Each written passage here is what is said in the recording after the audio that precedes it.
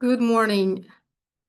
Good morning, good afternoon, good evening to all of you joining us today. My name is Tatiana Kalamitz from the UNICE Statistical Division, and it's my pleasure to welcome you to this UNICE webinar on building resilient workplaces, mental health awareness, and support in the National Statistical Offices.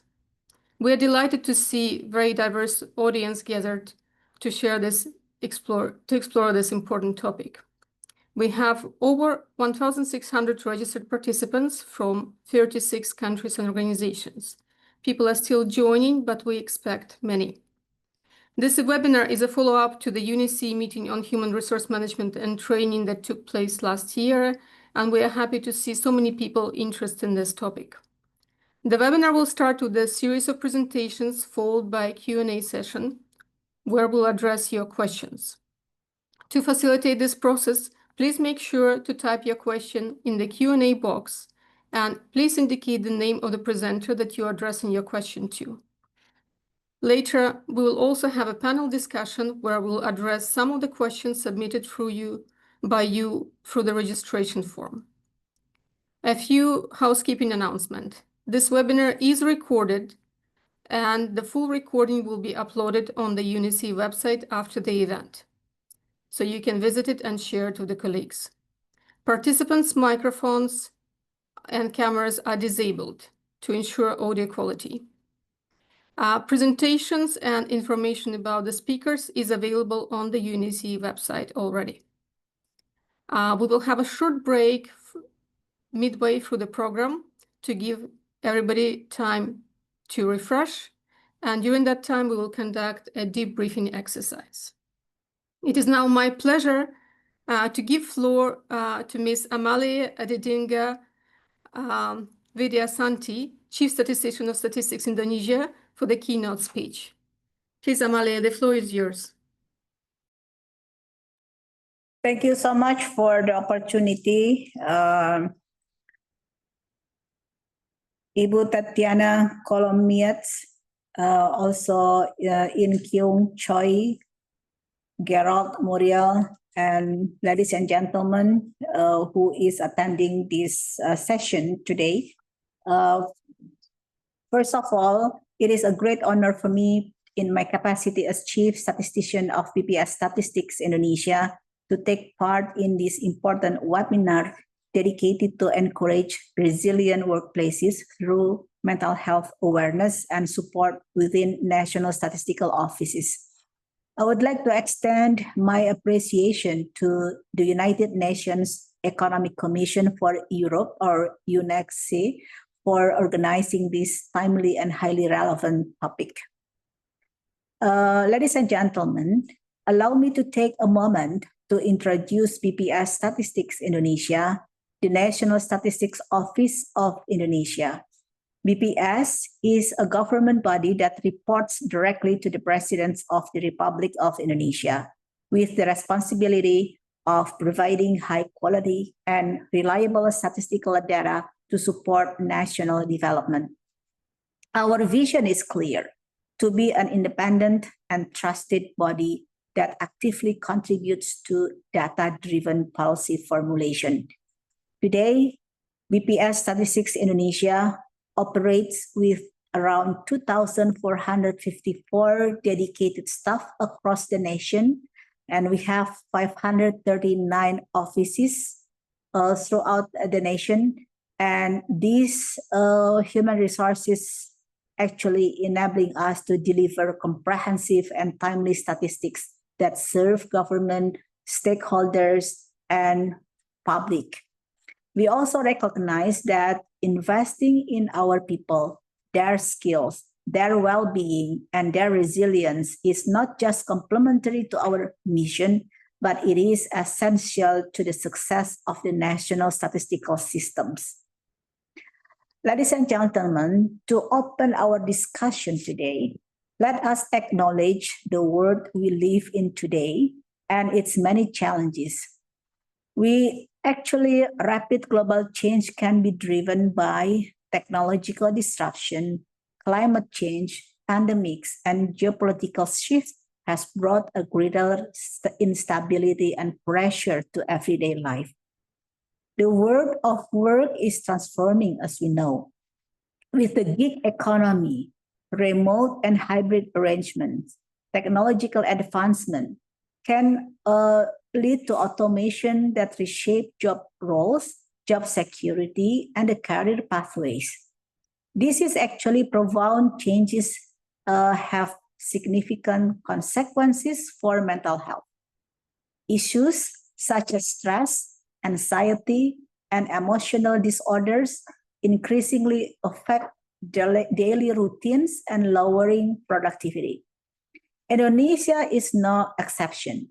The prevalence of emotional mental disorder has risen sharply in recent years, most recently around 20% in 2023.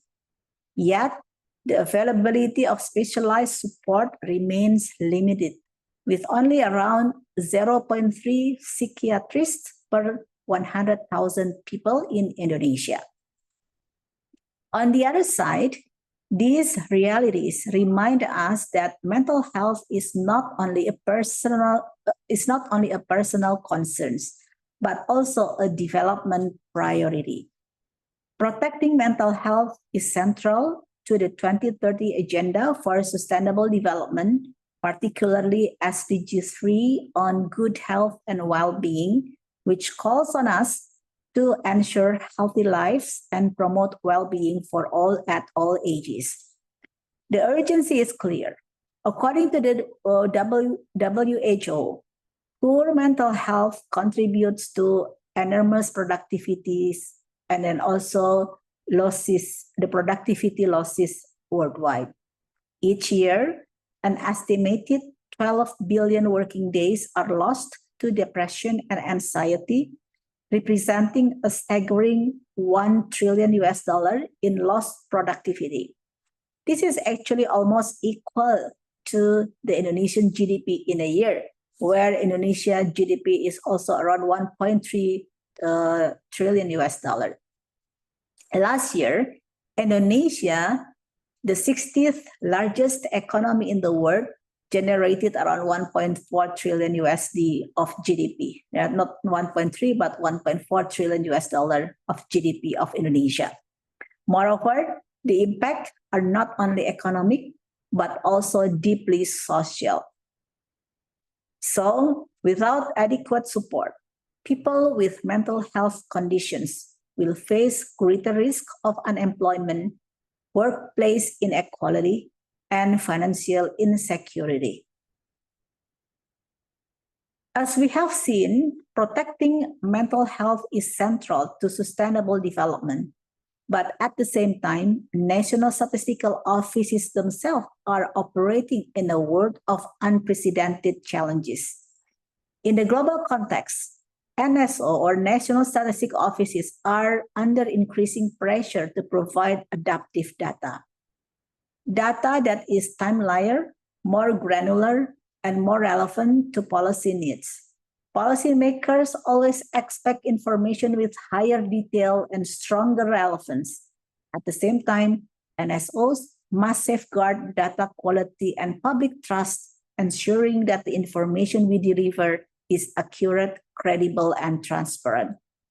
We also face the reality of rapid technological changes, such as the digital economy demand that our statistical systems adapt quickly while ensuring the innovation does not compromise integrity. In the Indonesian context, BPS plays a strategic role in supporting the achievement of the National Long-Term Development Plan, serving as a provision of statistics for development. Each year, BPS undertakes more than 180 regular statistical activities, and in addition to 3-year cycle.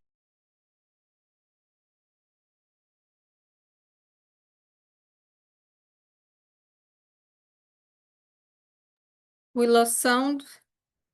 Amalia? Hello, can you hear me? Yes, now you're back. You could repeat from the census, please. Okay, thank you so much for that. And each year, BPS undertakes more than 180 regular statistical activities.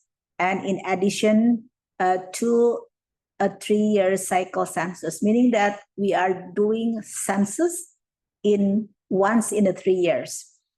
And looking ahead, next year, which is in 2026, we are preparing for the upcoming economic census. And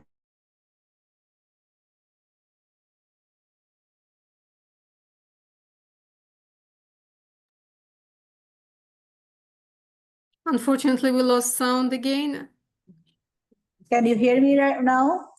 Yes, now we can hear you now. Apologies, there are some technical Yeah. issues. All right. Hopefully that now the connection is getting better. And how about now? Now it Is is that- good. You mentioned the last, what we heard was economic census. Okay.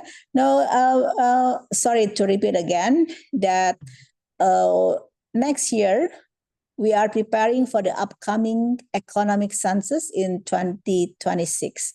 And the preparation for the economic census is already underway today. This heavy mandate affects workloads, role distribution, and well-being of employees. It is for this reason that building a resilient and adaptable workplace is no longer optional. It is mandatory, and it is essential requirement for the future of national statistical system health.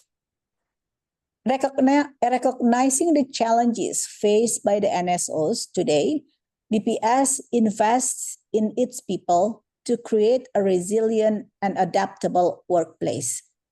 To support work-life balance, BPS provides a 7.5-hour workday and flexible work arrangement, along with access to a fitness room in our office and wellness activities such as yoga and Zumba.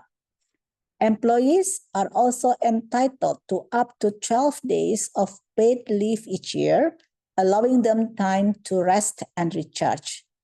BPS promotes a growth mindset by offering several training programs in country and out of the country, and we reward effort and learning. While at the same time, team cohesion is also a priority. Collaboration is strengthened through cross-functional projects, peer learning, brainstorming sessions, and team building activities.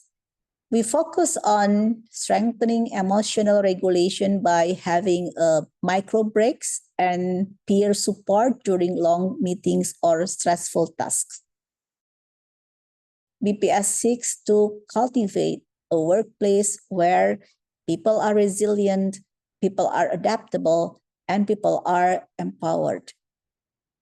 At BPS, our commitment to the well-being of employees goes far beyond formal policies and procedures.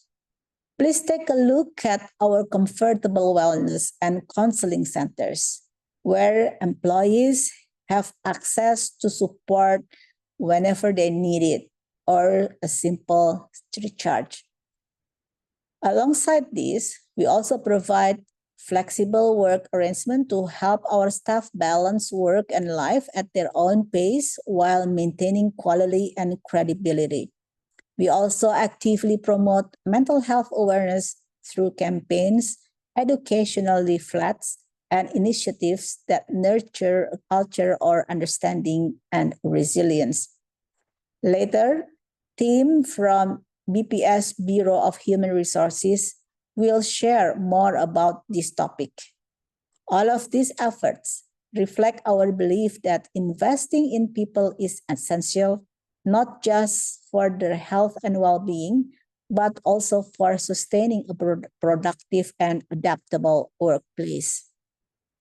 Distinguished ladies and gentlemen, caring for employees is not only essential for the organization's strength, but also it is mandatory to provide a broader impact on society and development economy.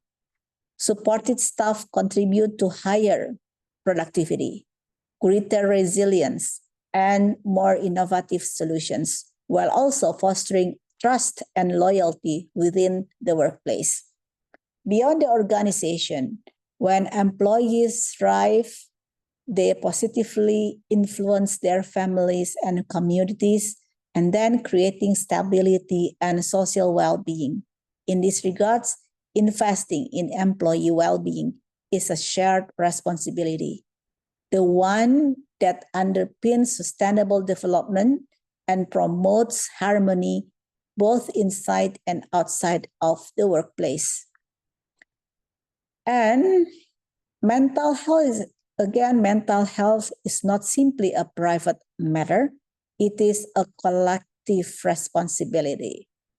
By supporting the well-being of our people, we are not only investing in their individual futures, but also our organizations and the importance of the statistics communities that we serve.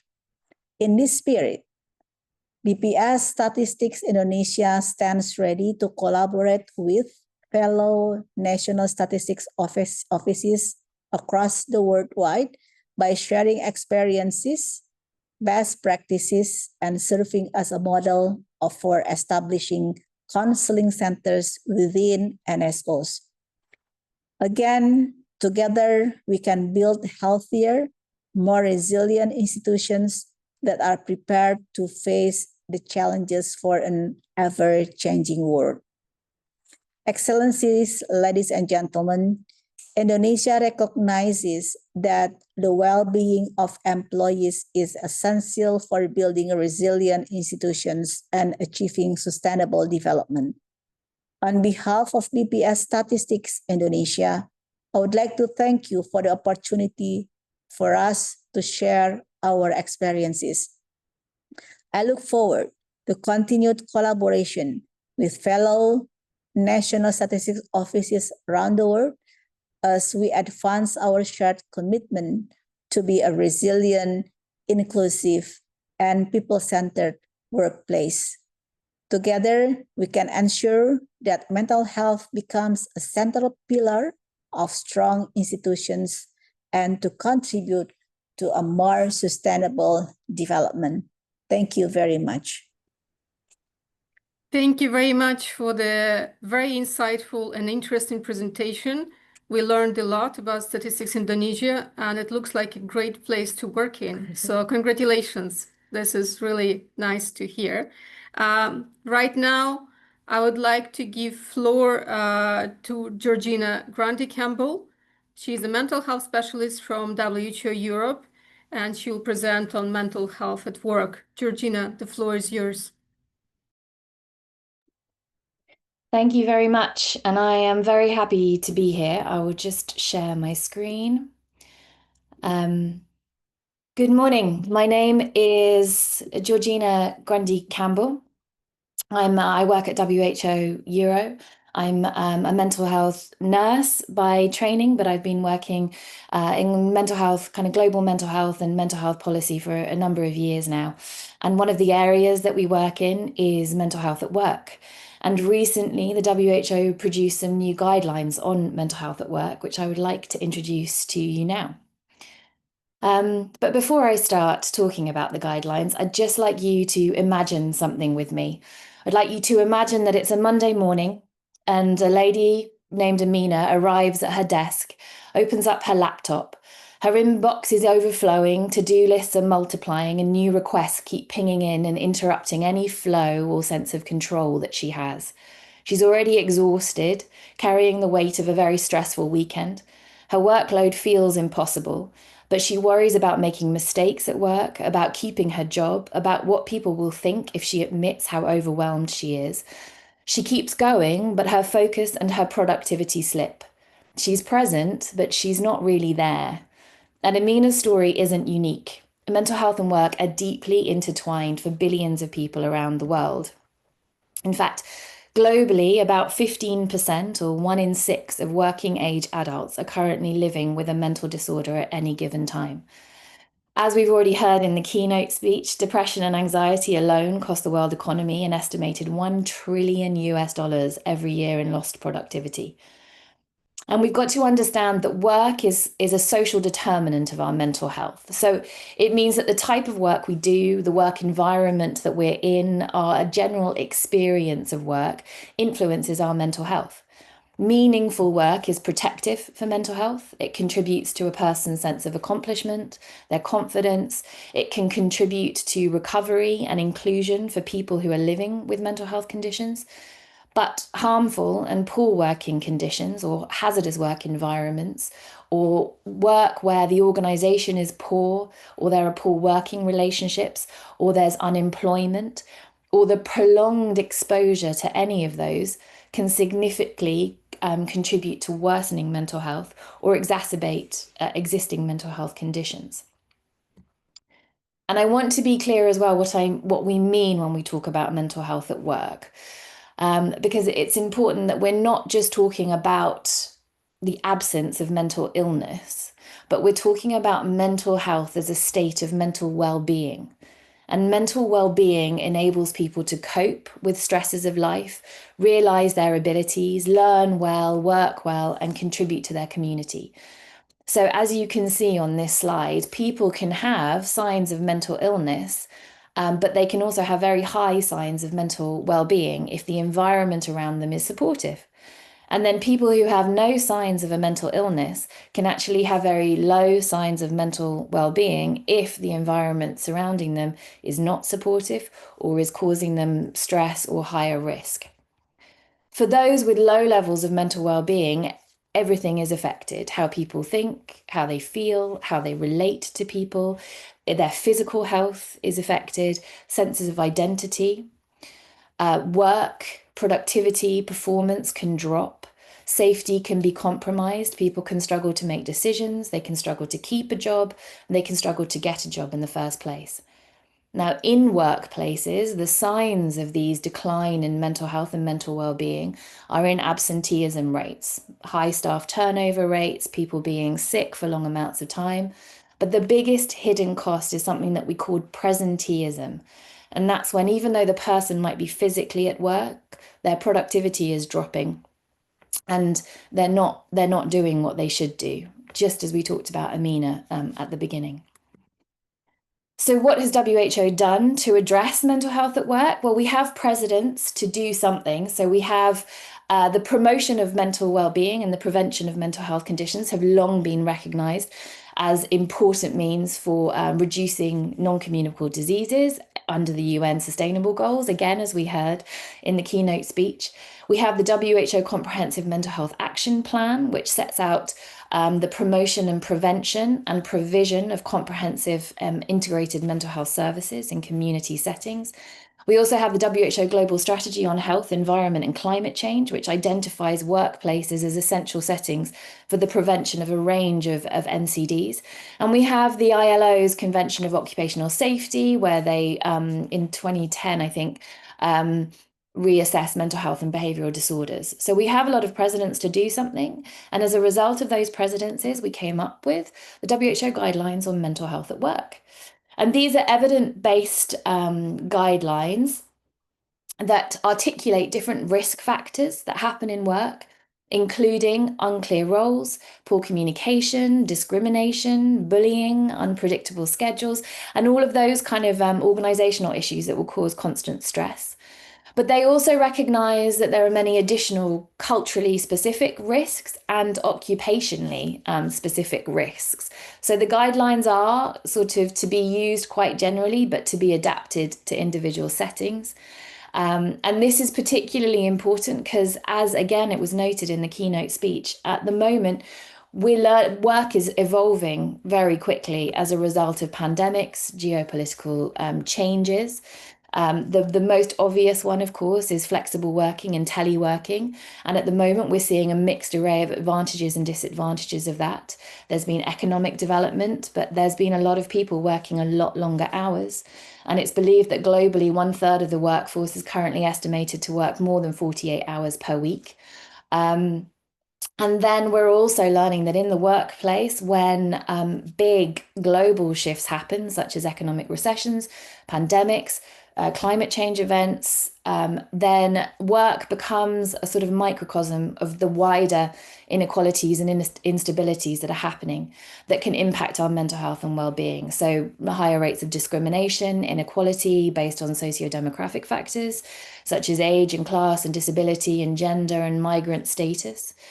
And it's interesting to note that while addressing bullying in school-aged persons draws lots of attention, the same cannot be said for the volume of abusive conduct that happens and is experienced by many adults in the work setting. The guidelines also aim to address the stigma that surrounds mental health conditions and remains probably the most dominant barrier to disclosure at work of any mental health problems. And so these guidelines really work on 3 strategies to prevent. So that is to reshape our work environments to minimize the psychosocial risks and prevent workers from experiencing mental health conditions or low mental well-being. Protect and promote. This is to strengthen awareness, skills and opportunities, and recognizing that acting early on mental health will protect and promote workers. And then support. So ensuring that there is support. And again, just as we heard from the Indonesian office, that idea of putting in an environment that is supportive with peer support, this will all aim to work under the support pillar.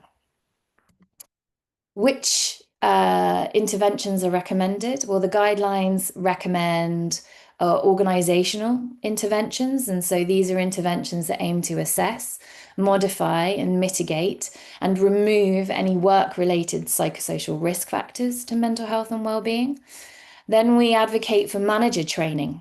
And this is proving to be very successful. So this is training managers in how to recognize red flags of somebody who might be struggling with stress or might be struggling with a mental health condition and signposting them to places to get help.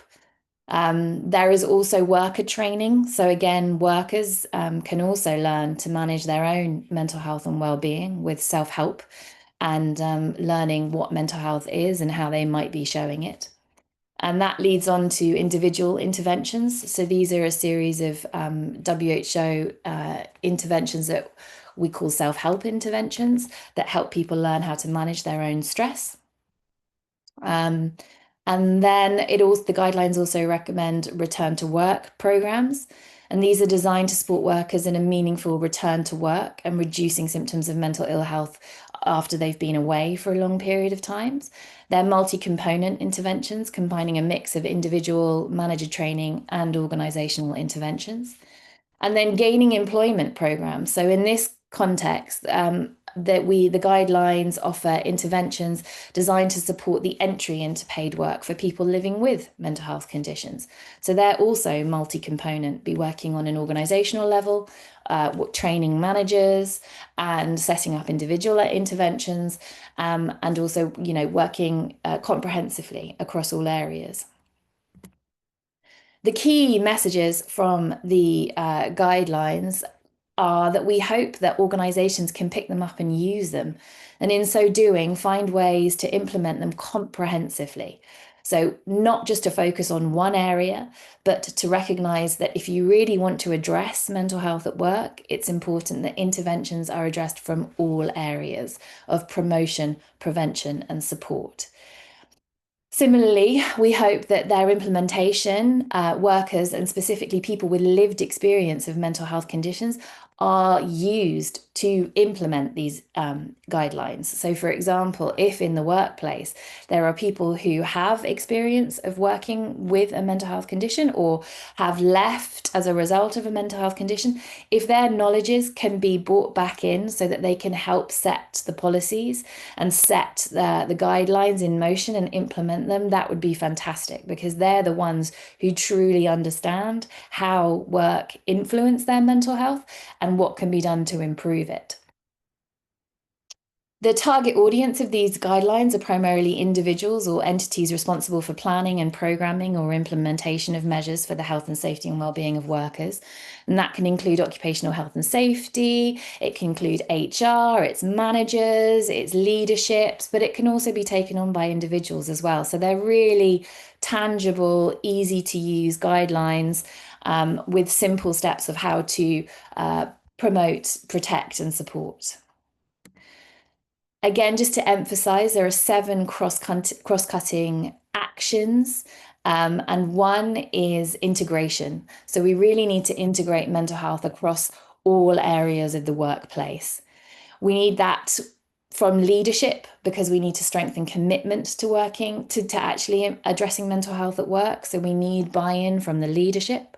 We need participation. So we need the workers and the people with lived experience to really get involved in how to improve the workplace so that it is conducive to happy mental well-being and mental health. There needs to be sufficient funding for these resources to change and promote, because if it's going to be done, it's going to be done comprehensively, and that does need funding. We also want to strengthen the evidence base that we have. You know, as I said, bullying in schools has had a lot of research into it, but in the workplace, it's not been as well understood. So when people use these guidelines, we're hoping to build our evidence base of what works and what doesn't. And in that vein, we are learning that training of managers is really successful in supporting mental health, because it means that managers are aware of what somebody who is struggling looks like and how they might present and how to signpost them to help in the community. We want to uphold people's rights to fully and effectively participate in work. That is the main aim of the guidelines, and to make sure that work can be a positive determinant in their mental health and make them feel confident and competent. And then we want to strengthen uptake of the compliance with laws and regulations and recommendations to improve mental health at work. So those are the guidelines, and we really hope that everybody can read them and use them, especially after this webinar, that you're interested in them. And I look forward to participating more in this discussion. Thank you very much. Thank you very much. It's really interesting presentation, and thank you for sharing these important guidelines. You do have a few questions in the chat now, Georgina, so maybe you can take now your time to respond. It will be great. I would like to move on to our next speaker, Professor José Magalhães, who is a former staff of Statistics Portugal and also occupational psychologist, to present on recognizing common challenges. José, the floor is yours.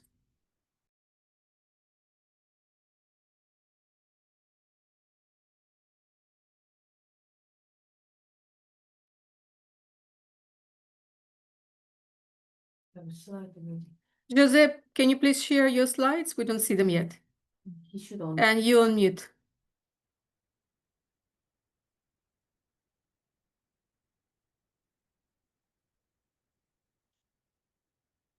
Please, yes, we are starting to see your screen, but we still do not hear you, so please unmute.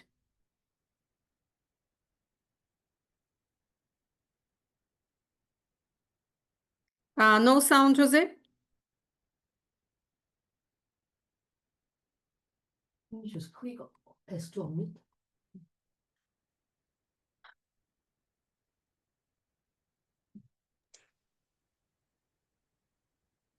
José? Yes. Yes, we can Yes. hear you now. Please Okay. put your Good morning. presentation I'm into sorry. the... Yes, perfect. I'm sorry. It is a great pleasure to be here, and in this context, I want to thank the organizers in the persons of my friend M.Psi.T who invited me to be here, and the event coordinator Titiana, who welcomed me with a great kindness and solidarity. It is an honor to be here. Congratulations to the organizers.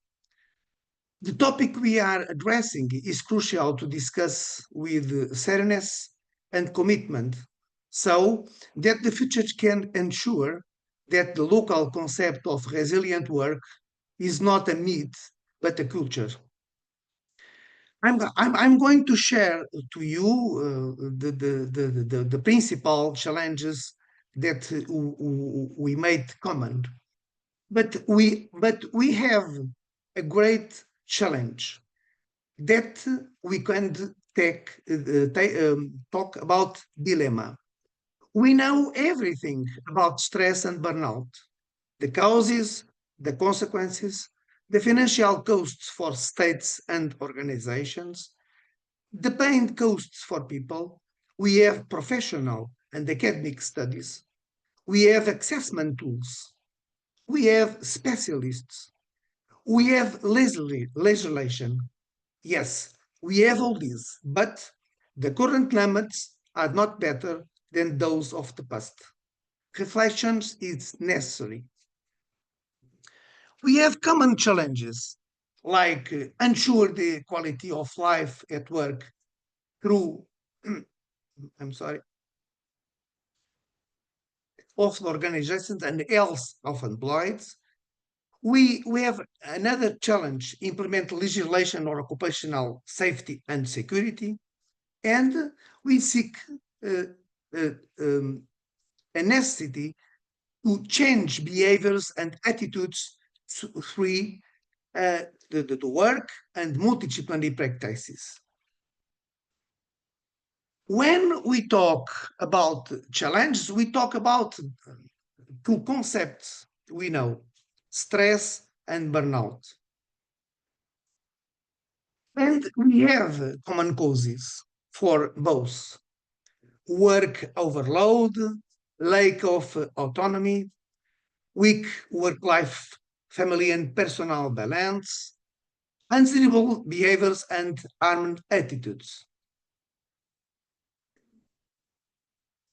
So we have always some dates that is a great challenge. In Portugal, we have, I'm sorry.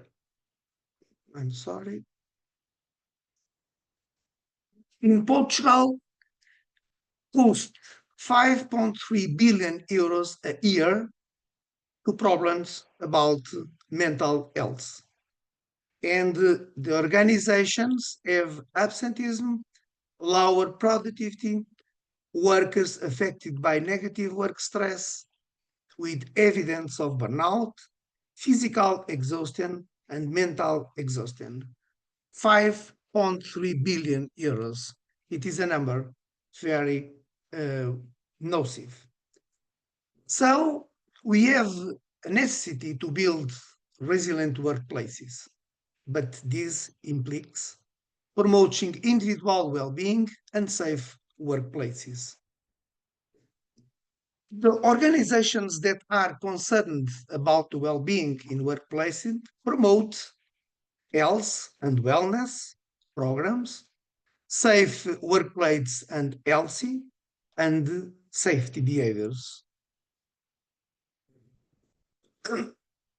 We have a few examples, like implement a workplace safety and health service and encourage worker representation.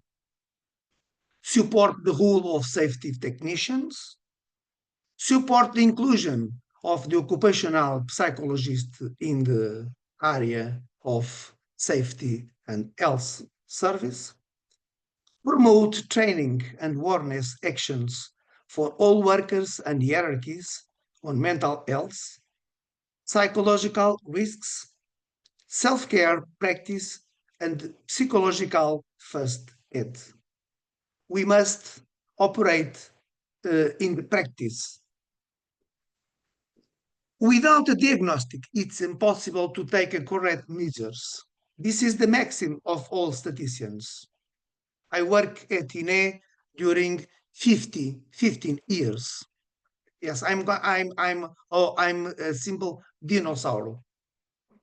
Only the measurement of psychological risks allows a positive prevention and intervention in well-being and creating resilient workplaces. So, what we can do for assessment and management? Identify the hazards and those potentially at risk, assess the risks and prioritize them, plan preventive actions, and if they cannot be avoided, communicate ways to minimize them, implement the plan, specifying the measures to be taken, the necessary resources, the people involved, and the time frame, and continuously monitor and review the plan, modifying and adjusting it based on the results of the monitoring we done. We have an example, the statistics of Portugal. By 1920, that as a medical service with an occupational doctor, to nowadays, and occupational nurse. Since 2004 includes this medical service in the new internal service of safety and health at work. Since 2007 as had elected worker representatives. Since 2008 as a team of safety technicians that reinforces the service of safety and health at work. By the same date, a committee of safety and health at work that includes organizational representatives, workers' representatives, and the present president is my friend Pinto Martins Etiné. Since 2015 as an occupational psychologist. We have common challenges. It seems simple or not. Fulfill the legislation, promote and encourage self-care, ensure positive behaviors, and implement a code of health and safety. It is mandatory to reflect on the challenges that artificial intelligence may pose in the context of well-being and resilient workplaces. It's another challenge we have all to see and actuate. Be safe. Thank you. Thank you very much, José. It's very important to remember all those basics. Thank you for your interesting presentation. I would like now to give floor to our next speakers from Statistics Indonesia. Rany Lestariningsih, Head of Human Resources at Statistics Indonesia, and Rany Dewi, who is also a mental health counselor at the same office. They will share their experience on establishing counseling centers at Statistics Indonesia. Please, Rany, the floor is yours. Okay, thank you.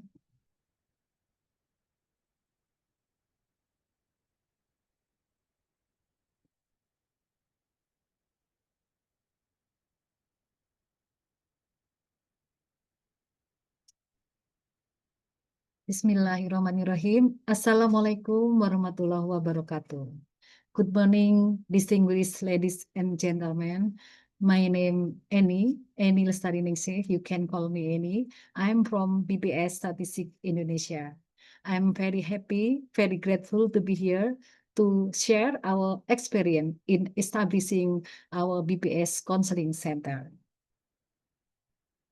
First, I would like to invite all of you to consider why is a counseling center important. Of course, we need to portray first about the employee condition. Perhaps we can picture someone in your workplace who is always perform, achieve target, smiling, always delivering result, but can we also look inside? We can ask ourselves, do we truly know how they are doing inside? How they are feeling? That's why here we try to establish about counseling center in framing to conduct with macro, meso, and micro commitment. At macro commitment, as Ibu Amalia, our Chief Statistician, mentioned, it is in line with SDGs, Sustainable Development Goals, in terms of Goal 3, good health and well-being. And at meso level, it is also related with our President S.Psi number 4, strengthening human resources development. And in micro level, it is also related with our BPS strategic program to provide excellent human resources with physical, mental, and moral qualities. As also Georgina said, we also consider regulation, law, and many recommendations. It is here also we refer to legal basis apply in our Indonesian case. There is law number 17 of 2023 concerning about health, and also still state civil apparatus law number 20 of 23, article 62. It is concerning about regulating the improvement of welfare and quality life of state civil apparatus. And there are many other regulation or law we refer. In this case, we just want to emphasize that BPS Counseling Center present here to respond to the mandatory of basic legal regulation in terms of welfare and quality life of national statistic state apparatus in line with macro, meso, and micro phenomena. Another condition we have to also consider, why is a counseling center again important for us? In fact, in the other side, we face sometimes the reality of in the workplace. We face target deadline pressures, organizational changes, work conflicts, personal issues that all of them may contribute to get more stress. Our work is inherently demanding for high stakes, tight deadlines, complex data, and the pressure of public accountability. These factors again contribute to high stress at work. If those conditions left untreated, it may happen decreased productivity, physical and mental health problems, distress work relationship. That's why here we present, we establish, and we recognize that mental health is a foundation pillar to enhance productivity and data quality. As Ibu Amelia, our Chief Statistician, mentioned, counseling center and also mental health is essential to achieve and to support national statistical system. A thriving workforce produces a reliable statistic. Therefore, we are here, BPS Counseling Center exists to provide dedicated, accessible, and professional support system. This is not a sign of weakness. And then, how about the counseling center BPS look like? With this kind of my description, BPS decide to move from awareness to action. We provide facilities to help employees who facing psychological, emotional, and social problems. We provide facilities about counseling center with a confidential, voluntary, free of charge. And we provide also our internal counselor, and they are originally all is employee government. And they currently also familiar with our work culture and many challenges that we face in our NSO. Before we establish BPS Counseling Center, we conduct preliminary study on counseling needs. The results show, this is conducted in January 2024, and the results show us that 24% of employees in Indonesia, especially in BPS, stated they needed personal counseling. It is likely more than 3,500 employees have problems that require personal counseling. And now we have counseling center already established. You can visit in our building and BPS headquarters in Jakarta. You can visit our counseling center room. And we have also 26 counselors, and we apply counseling center platform, and we train our counselor to get capacity building from many other expert practitioners. When we conduct inauguration for the assessment center and counseling center, it was happened on April 30, 2024. It is inaugurated by our Chief Statistician BPS Statistik Indonesia, Ibu Amalia Adininggarwidiasanti. We just seen last minutes ago. We developed both physical and digital access point. We set up a dedicated counseling room here at our BPS headquarters, and also we built a secure online counseling platform. So every one of us, all BPS employee, like Ibu Amalia said, almost 20,000 BPS employee entirely of Indonesia can easily access to our counseling center, even from remote island or from urban area. And we can provide them confidentially support from anywhere. As I mentioned, we have 26 counselors.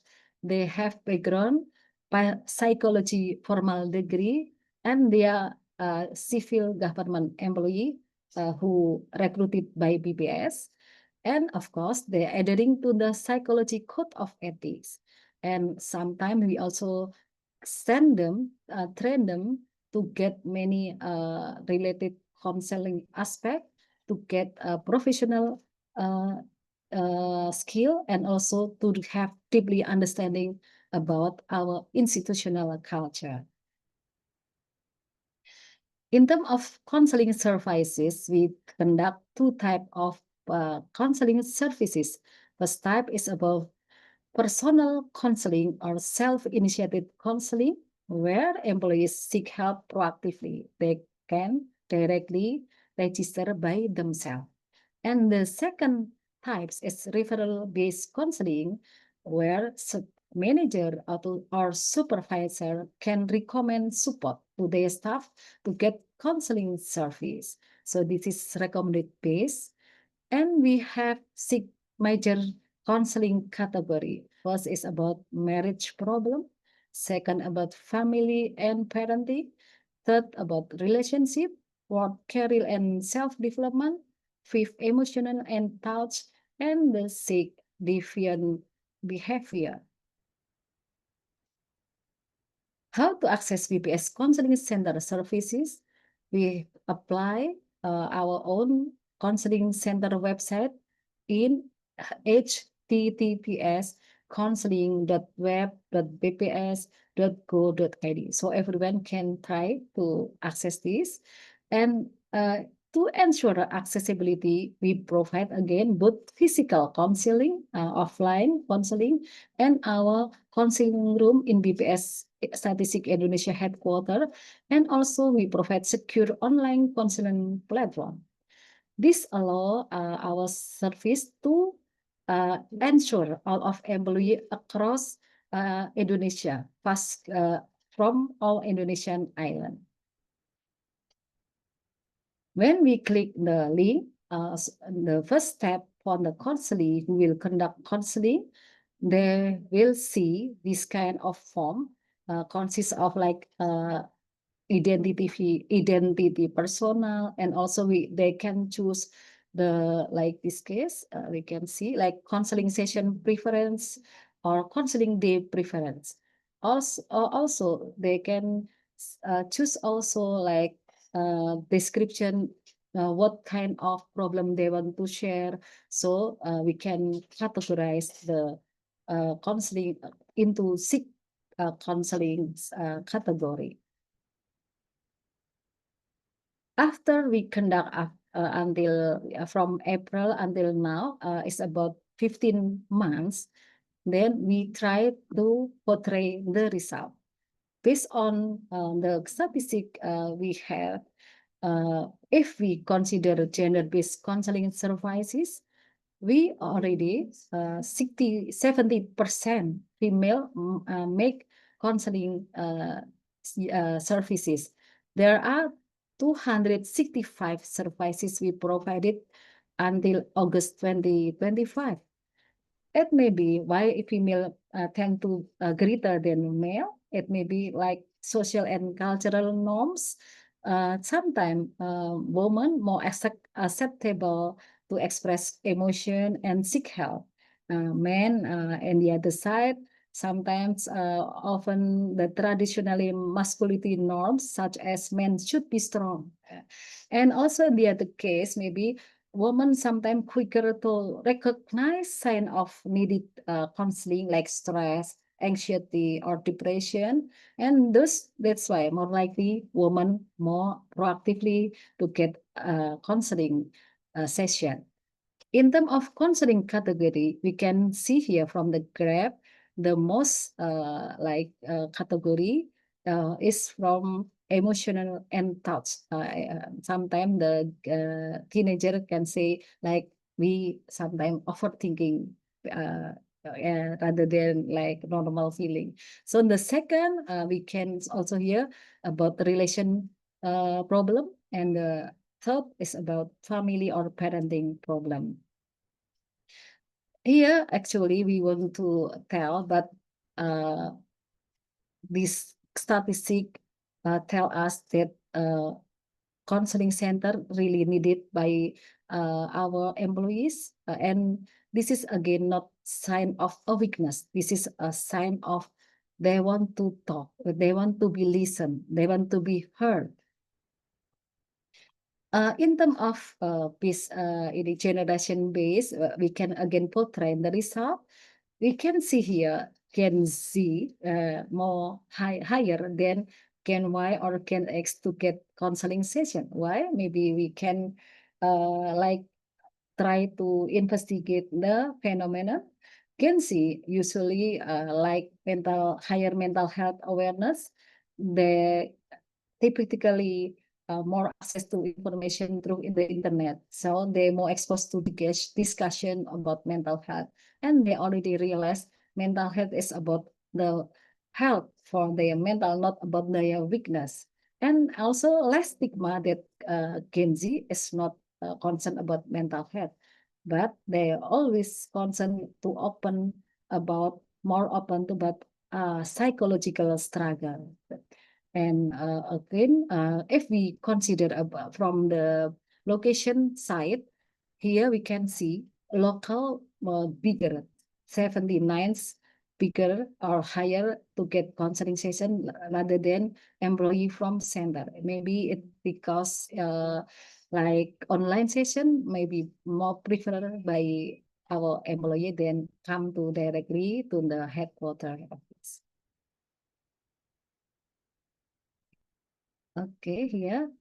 Yes, and then we said only showing the statistic result about the counseling session. So we also have to try to portray counseling evaluation or feedback.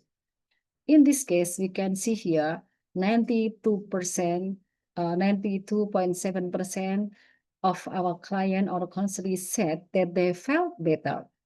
And again, and about 95.6% of our counselor or client felt heard and understood by their counselor. And nearly 90% said they gained deeper clarity and emotional awareness. This is not because we fixed their problem, we are not psychiatrists, but because we made them feel seen. And I suppose, when people feel seen, they begin to heal. Another side, we also get feedback from our counselors during a counseling session.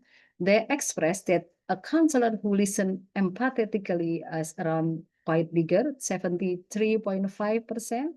And also they have feel a space to talk without judgment is around 66.27%.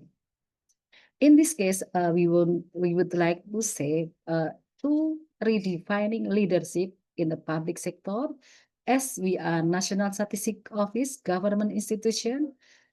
Sometimes we have always expect accuracy, integrity, innovation, but I think we must first provide safety, trust, and empathy, like our chief statistician said. The mental health, the well-being, human well-being is essential to support national statistical system. We cannot build reliable statistics on unreliable human condition. We cannot promote evidence-based policy while ignoring emotion-based humanity. This I can say here, our experience that just I described. I hope this can show all of us. We already established a dedicated, confidential, and internally driven counseling center in BPS, and it is a kind of powerful investment for us, BPS Statistics Indonesia, to enhance human capital for, I think, for any NSO.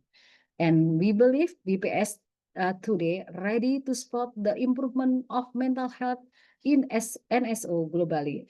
And in that case, we encourage our international colleges here to consider similar robust frameworks, and our well-being staff is not a cost. It is really an essential component for achieving statistical excellence. If we can measure inflation, poverty, and digital economy, I think we can also measure compassion. And the most important, we can act on it.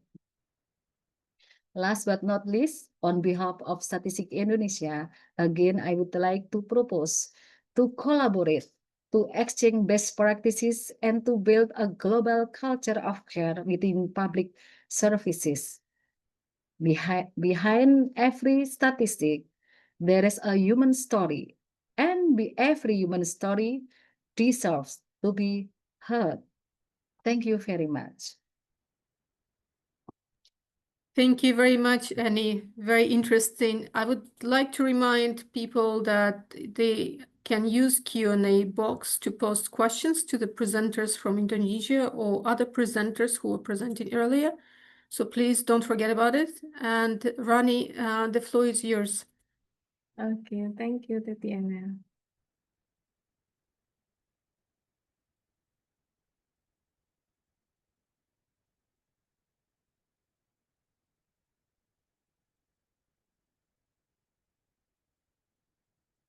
Okay, hello everyone. It is truly an honor for me to be here today to share our experience at BPS Statistics Indonesia in supporting mental health through our counseling center. My name is Rany Komala Dewi, and I serve as a counselor at the Counseling Center of Statistics Indonesia, or BPS. Today, I would like to share with you about the technical methods of our counseling center and how we support employee well-being through professional counseling services.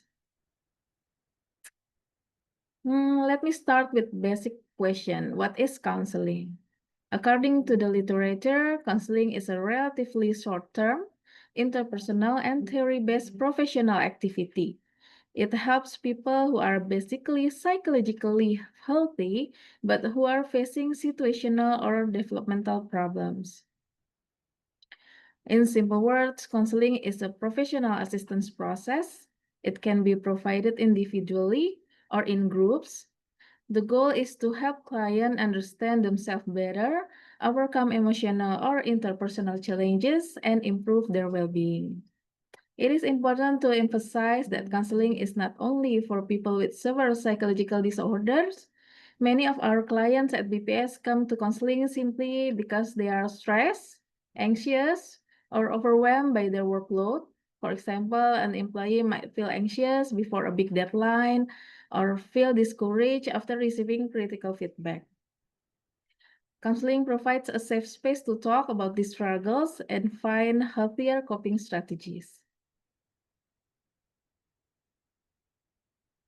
At the BPS Counseling Center, our counseling practice is guided by several key principles. I hope this also has in everywhere these basic principles. The first one is confidentiality. All information shared during counseling is kept private. Notes are only accessible to the counselor. The only exception is when there is a serious risk to the safety of the clients or others. This principle is very crucial because without confidentiality, clients will not feel safe to open up. And then client-centeredness. The focus is always on the client, their needs, goals, and values, not the counselor's agenda. This helps client feel that the session is truly for them. And then mutual trust. Trust is the foundation at counseling. We build it through empathy, presence, eye contact, gesture, and validation of feelings. Trust makes client feel valued and heard. And then finally, the developmental process. Counseling is not only about solving a temporary problem, it is also about supporting the client's long-term personal and professional growth. These principles ensure that counseling is not just a talking session, but a safe and constructive process that supports resilience in the workplace. Before I share the practical methods we apply in the counseling center, it is important to first understand the theoretical foundation of counseling. Why is this important? Because counseling is not just about listening and giving advice. It is professional practice that stands on well-established psychological theories. These theories guide how counselors understand client problems, how they choose their intervention, and how they support the process of change. By looking briefly at some of these major approaches, like psychoanalytic, humanistic approach, cognitive, and behavioral approach, we can better appreciate the diversity of counseling methods and why we at BPS decided to adopt an integrative and practical approach that fits the workplace context. And that's why too, all of our counselors have degree in psychology or psychological studies, so they already have understanding about these theoretical approaches. At the BPS Counseling Center, we take an integrative and practical stance instead of strictly following one theory. We combine techniques, especially from cognitive, behavioral, and humanistic approaches that are effective for workplace challenges. We focus on three core aspects of problems: mind, emotions, and behavior. Why these three? Because in many workplace cases, we find that difficulty usually appear in the form of negative thoughts, overwhelming emotions, or unhelpful behavior. These three aspects are deeply connected. The mind shapes how we interpret situation. For example, if an employee constantly thinks, I am not good enough, this thought will affect how they feel and how they act in everyday lives. And the emotion are the immediate responses to stress or pressure. Anxiety, frustration, or sadness can make it harder to focus, interact with colleagues, or make decisions. Behavior is the outward expression. It can be procrastination, withdrawal, or unhealthy coping strategies like overworking or even substance use. By focusing on these three aspects, we can target the root cause of workplace stress and provide employees with tools they can immediately practice. Now, let me share some of the techniques we commonly use. Mindfulness. Mindfulness is about being fully present in the moment without judgment. In counseling, we teach clients to notice their thoughts and feelings as they come, rather than being controlled by them. For example, instead of thinking, I am anxious, I must fail, mindfulness allows the client to say, I notice anxiety is here, but it doesn't define me. So in the workplace, this helps employees pause before reacting, reduce stress, and improve focus. It is especially useful before presentation, during high-pressure meeting, or when handling conflict. The next one is chunking. Chunking means breaking down a large, overwhelming problem into smaller, manageable parts. Many employees feel overwhelmed or paralyzed when they see a big project deadline. By chunking, we guide them to identify the first small step, then the next, and so on. This reduces the feelings of being overwhelmed, increases motivation, and gives a sense of progress. It is also a communication tool. Counselors use chunking to ask specific step-by-step questions so clients can articulate their issues more clearly. For example, when a client describes feeling overwhelmed, we use chunking questions like, what part of the situation feel the hardest right now? Something like that, or a question like, if we divide this into 3 smaller challenges, what would they be? Or what is one small step you can take today? Something like that, question like that. By reframing a large problem into smaller specific pieces, chunking reduces anxiety, builds a sense of progress, and motivates clients to keep moving forward. Next is reframing. Through reframing, clients are encouraged to look at the problem or situation from a more positive perspective. Often, problems feel heavier because of the way we interpret them. By shifting perspective, the same event can be seen in a more constructive way. There are 2 main types of reframing, the content reframing and the context reframing. The content reframing is about changing the way we interpret the content of a situation. For example, a client say, my boss criticized me, so I must be incompetent. So after reframing, they feel the feedback shows where I can grow. It means my boss believes I can do better. Like that. And the context reframing, this is about finding a situation where the behavior or event can be useful. For instance, being perfectionist may slow me down, but in tasks that require accuracy, it's a strength. So when staff feel discouraged by critical feedback, reframing helps them see feedback not as a personal attack, but as a guidance for growth. When employees see stress as only destructive, reframing helps them recognize that a moderate level of stress can actually motivate preparation and focus. So in this way, reframing empowers clients to find new meaning, to see hidden opportunities, and to build resilience instead of being trapped by negative interpretation. Next is anchor. Anchoring links client emotional state to a stimulus or trigger. The trigger can be anything. It can be a touch, a word, a sound, a picture, even a smell. Once the anchor is established, whenever the trigger appears, it automatically brings back the same emotion or state. For example, hearing an old song, and we suddenly remembering our high school days. Or maybe smelling your favorite food and instantly feeling comforted. Just like that, it's anchoring. For instance, a client is guided to recall a successful past experience and to press their thumb and forefinger together at that moment or saying certain word. By repeating this, the gesture about the press their thumb and forefinger together becomes an anchor that can bring back feelings of confidence when anxiety strikes. In practice, this technique is very effective for employees who experience stage fright, pre-exam stress, or deadline panic. Anchoring gives them a tool they can use anytime, anywhere, without needing a counselor by their side. Next is relaxation or breathing. Breathing is one of the fastest ways to calm the nervous system. Usually, we use different patterns, such as box breathing, inhale for 4, hold for 4, exhale for 4, hold for 4. Or another kind of breathing, hot chocolate breathing. Inhale for 4, exhale slowly for 7, like blowing hot chocolate. Or you can use expanded breathing for 7-8.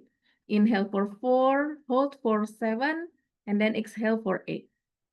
These techniques reduce anxiety, lower physical tension, improve sleep, and restore focus. Employees often report that even just 2 minutes of guided breathing before meetings helps them feel calmer and more composed. The last one is forgiveness and learning. Unresolved resentment or guilt often keeps people stuck. Forgiveness here doesn't necessarily mean forgetting what happened or excusing others. It means releasing the burden that holds them back.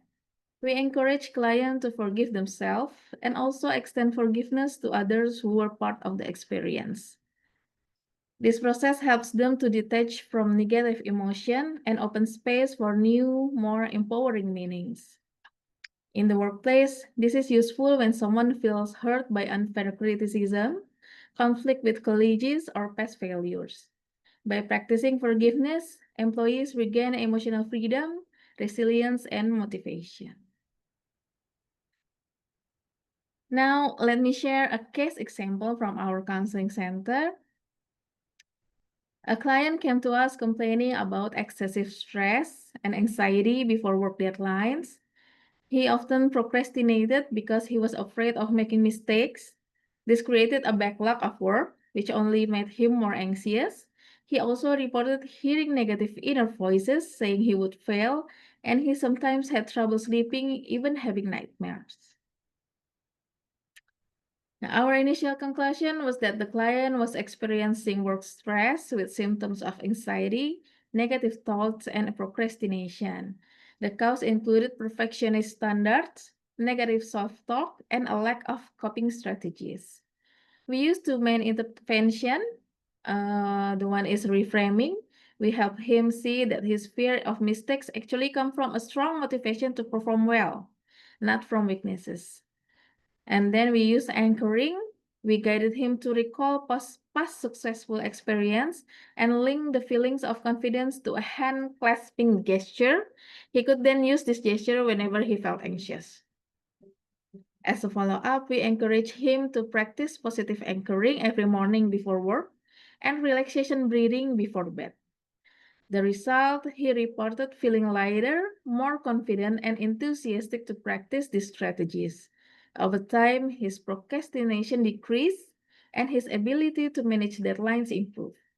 This case illustrates how simple techniques, when applied consistently, can make a big difference in employees' well-being and productivity.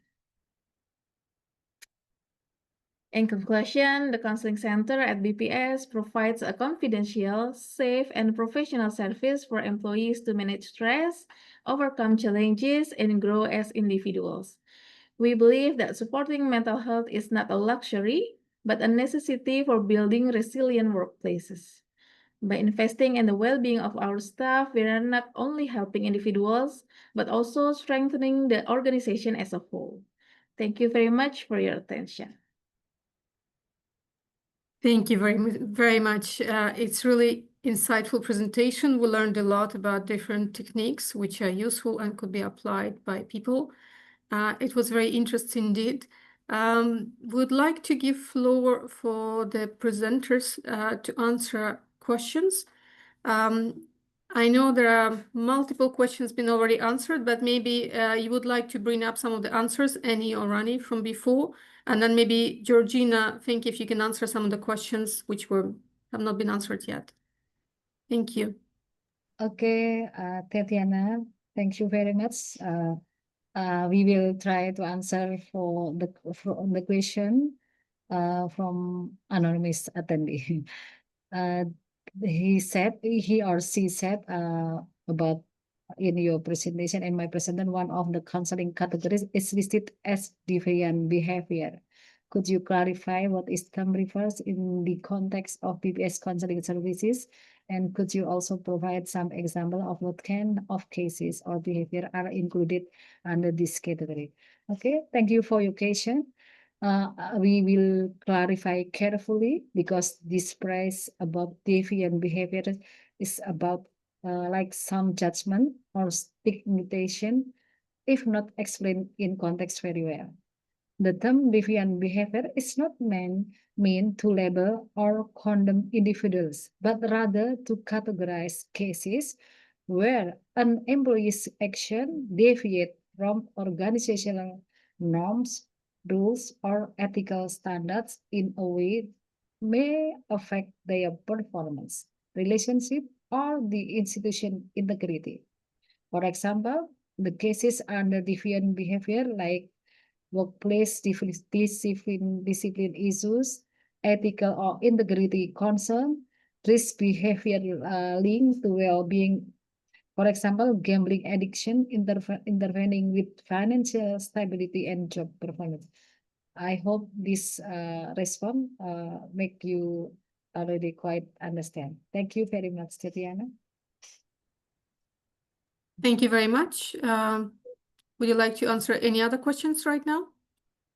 I know it's not enough time to review them, but if you're prepared. I think enough from a moment, maybe another participant. Thank you. Georgina, do you think you can take on one of the questions now that have not been answered yet or have been answered that you would like to bring up? Yeah, I mean, I've been trying to go through as many questions as I can, and they're great questions. So thank you to everybody for writing in and engaging like this. And I think there's a few common themes that are certainly coming across, and definitely workload and the pressures of having too much work to do, having relationships that aren't working properly, potentially because both sides are having too much to do, and the stresses that that can cause. And then also this sense of like the stigma and the shame still around mental health that is one of the major barriers, not just in the workplaces, but just in general faced across every community around the world at the moment. So those are definitely the themes that are coming through. And I have to just stress again that I'm aware that it's not a small thing I'm asking for, or that the WHO is asking for, but to tackle all of these things, we really need a comprehensive approach. So, I mean, I think in terms of tackling burnout and stress and having too much to do, what is needed is for organizations to structure what is, I don't know if that's coming.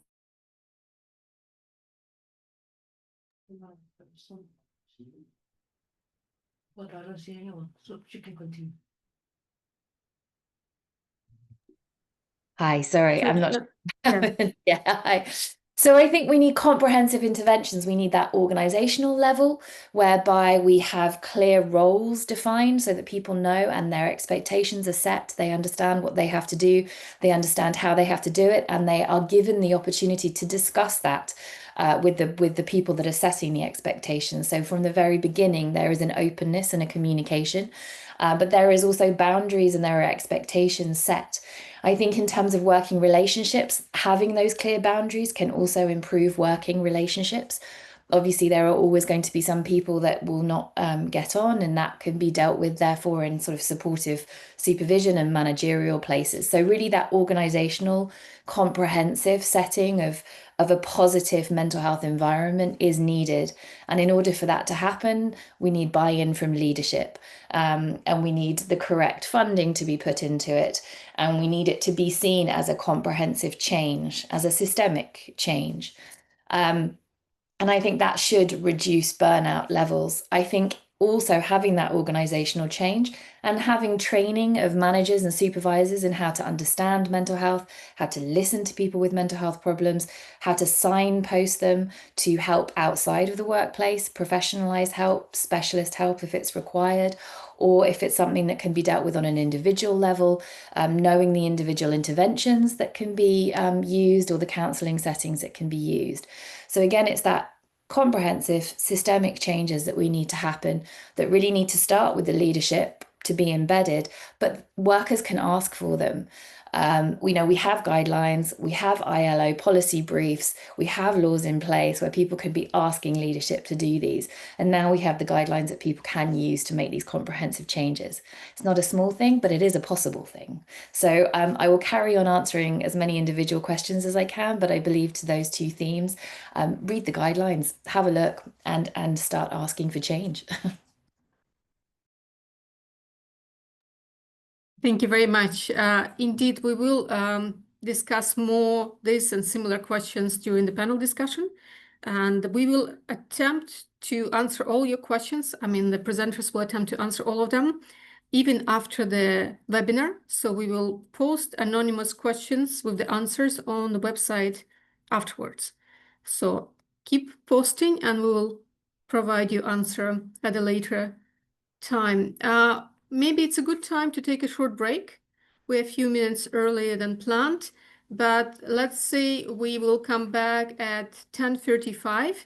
So you can go stretch your legs, get a coffee, If you're staying on for the next 3-4 minutes, Georgina will introduce a deep breathing exercise that you can also do if you're waiting those 10 minutes here. So we'll be back at 10:35, and I'm giving floor to Georgina. Thank you very much. And actually, just inspired by some of the questions that we've been getting in, I just want to share another resource with you on the screen so that you can have a look to see what it looks like. But this is another fantastic WHO resource called Doing What Matters in Times of Stress. It's been translated into many different languages now, as you can see. You can access it on the WHO International website, along with many other publications as well. But I particularly wanted to highlight this document because it's a very easy way to understand the impact that stress can have on our bodies and our minds and our health and our mental health. And it offers very simple ways to learn how you as an individual can start to manage that stress and take the time to look after yourself. I mean, we heard about this in the last presentation with all the different mindfulness, breathing exercises, and they work. They really, really work. And as Tatiana said, I just want to very quickly, for only about a minute or two, just do one with you now. And this is one that can be found in this particular document. So go ahead onto the WHO website, download it, and have a look at it yourself. But I'll stop sharing. I hope that you've all seen it. But in the meantime, I think if you're with me now, just move around in your seat slightly. We've been sitting together for a long time, or maybe you've been lucky enough to stand up. But if you haven't, it's time to just move around. Notice in your body how you're feeling. If you've been feeling any sort of tension, start at the top of your body and just work down. If you've been feeling any tension in your neck or your head, just slowly move from side to side. It's really important to notice that tension. And then in your shoulders, if you've been feeling any tension where a lot of people hold stress, just slowly roll them around as much as you can. Don't do anything that might make you feel uncomfortable or sore. But it's just really important to remember to move your muscles, because when we are stressed, we tend to get stuck in fight or flight mode where we can become physically very tense. So to manage a stressful episode or a stressful moment, just relax, notice what is happening in your body. Now move down to your back. You can either sort of press your hands together and sort of clench for a while, just for a couple of seconds, and then relax. And then do that again, just clench for a while, and then relax and feel your body and your muscles relaxing around you. Continue just to move. You can also just stretch out your arms as well if you've been sitting for a long period of time, and feel the stretch in your body, and then relax down again, and you'll start to notice changes. And then just continue to move down your body, go into your legs if you're feeling any sort of tension in your legs. Start to move them around. If you're sitting down, you can just be lifting them up or down. If you're standing up, you can just straighten them. Just get some oxygen running through your body. And then find a position that you're comfortable in. That can be either sitting down, put both of your feet on the floor, or if you're standing up, just try and distribute your weight so that you're standing comfortably in for a while. Now, notice your feet and the soles of your feet on the floor. I don't know how your floor feels, but notice, is it cold? Is it warm? Really bring your mind and your thoughts into your feet and what's happening at the bottom. And then slowly up into your body. And then we're just going to breathe together. So I'd like everybody to just place a hand on their stomach and breathe in through the nose whilst inflating your stomach. Imagine that there's a balloon in your stomach and you're trying to blow it up so that your tummy can go out as wide as possible. So breathe in for 4, 1, 2, 3, 4, and then out for 4, 1, 2, 3, 4. Then really empty your stomach again and just notice any of the changes that it makes. And we're just going to do that one more time. Breathe in for 4. 1, 2, 3, 4. Out for 4. 1, 2, 3, 4. Now just come back into that space where you're noticing your body and what's happening in you, and just move around a bit. And then come back into the space. A very simple breathing exercise, but in times of stress, when you're panicked, taking a few minutes to yourself to breathe and notice what's happening in your body can just help interrupt that flow of worry or negativity or anything else that's happening. So practice these daily, and please look at doing what matters in times of stress. It is a fantastic resource. Enjoy the break. Thank you. We have another 6 minutes. So people, please take your time, and we'll be back at 10:35.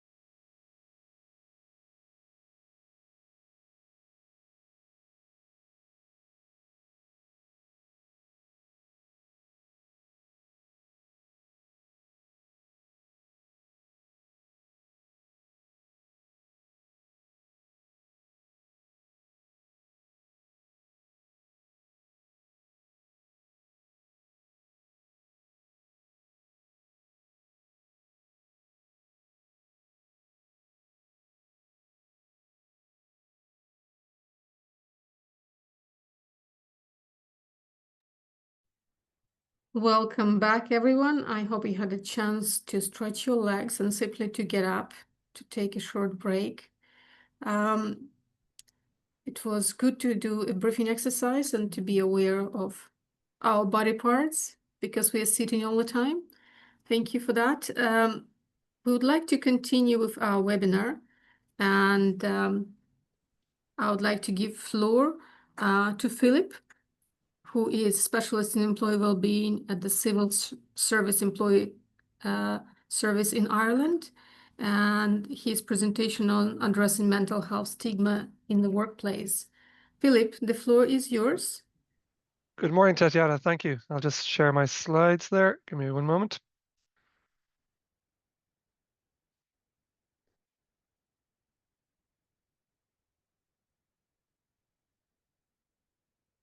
And here we go. That's okay. You can see that okay, Tatiana? And thank you, Georgina, for the break. That was lovely to have a stretch and move around and breathe a little bit before I speak. So thank you for that. And I just wanted to say good morning from Ireland. I'm in Cork in Ireland, or as we say in Irish, Majimwa o Éireann. I'm going to butcher a few languages now by saying Selamat Malam to all our colleagues in Indonesia. And a huge thank you to all the organizers and especially Tatiana there, who's been working tirelessly in the background. Duja Daya Kayu, Tatiana. And thank you all for attending and engaging with this very important topic. As Tatiana said, Philip O'Callaghan is my name, and I'm working with the Civil Service Employee Assistance Service in Ireland. And we're going to talk about mental health stigma and how it affects us in the workplace and what we can start to think about, what we can do about it, building on the other speakers' observations. This is a quote from Jerome Adams. Jerome Adams was the former US Surgeon General, so the head of medical services in the USA from 2017 to 2021. And he said this very important line, which stuck in my mind, where he said, stigma is the biggest killer out there. Stigma kills more people than cigarettes, than heroin, than any other risk factor. Because it keeps people in the shadows, it keeps people from asking for help, and it keeps good people from being willing to offer help. And it's a very striking comment. And when we talk about mental health stigma, it's really, really important that we realize the seriousness of what we're talking about. Like the previous speakers are talking about, this is not a nice extra thing that we can do in workplaces that'll be just a nice additional extra thing. It's a vital, vital importance.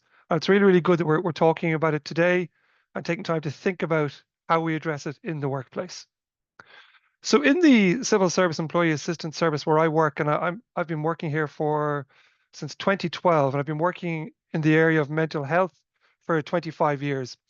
What we do and what I primarily do in my job, in my role, is supporting civil servants like yourselves across the Irish civil service who are dealing with difficulties in their work life or in their personal life. And it's a really important thing that when we think about mental health, that we don't make that division between work and personal life, because none of us are robots. If we have a personal issue going on outside of work, we bring that to work. And if we have a work issue going on, like a work stress or burnout from work, that often goes home with us as well. So my main job during the week is speaking with clients one-to-one about their particular situations. But importantly, we also support managers, supervisors, maybe even colleagues who are helping somebody else through a mental health difficulty. And this is really important, that sometimes the person who's having the mental health difficulty, they need support, but also maybe their colleague or their manager or somebody trying to help them also needs support about how they best do that, how they manage their mental health through that process. So we also will work with other people. Obviously, that'll be a different employee assistance officer with both people. We also provide support to HR divisions. And again, if we're talking about addressing mental health stigma, it's really important that HR have support around that. And HRs, in my experience and working with CSO, HR in Ireland, are excellent at this and improving their knowledge and their education all the time in this area and really building up a good centralized knowledge to also meet the knowledge coming from individual employees. And it's really, really important part of the work we do. We also respond to critical incidents in departments. So if in a government office, in a government department, there has been something like, say, a death of a colleague, a sudden death, a death by suicide, a natural disaster, some sort of terrible accident, there's very particular interventions you can do at that time to help people through a very particularly difficult situation and prevent some mental health issues potentially developing in the future. So it's a really, really important part of the work we do, is that when there has been something very much out of the ordinary that affects a group of people, that we respond to that and help maybe normalize and help people have some resources to deal with the impact of these situations, so that, yes, it's a difficult situation, yes, it can be traumatizing, but that it doesn't have to develop into further deeper trauma if possible. And then the last thing we do, which is really important, is we link a lot of our clients to other services. And the same for all of you in the countries you're in. You know, the employer can do so much. Often we need to help employees access other services, their own resources first of all, but maybe they need further financial support. Maybe they need further counselling, specifically in relation to trauma. Maybe they need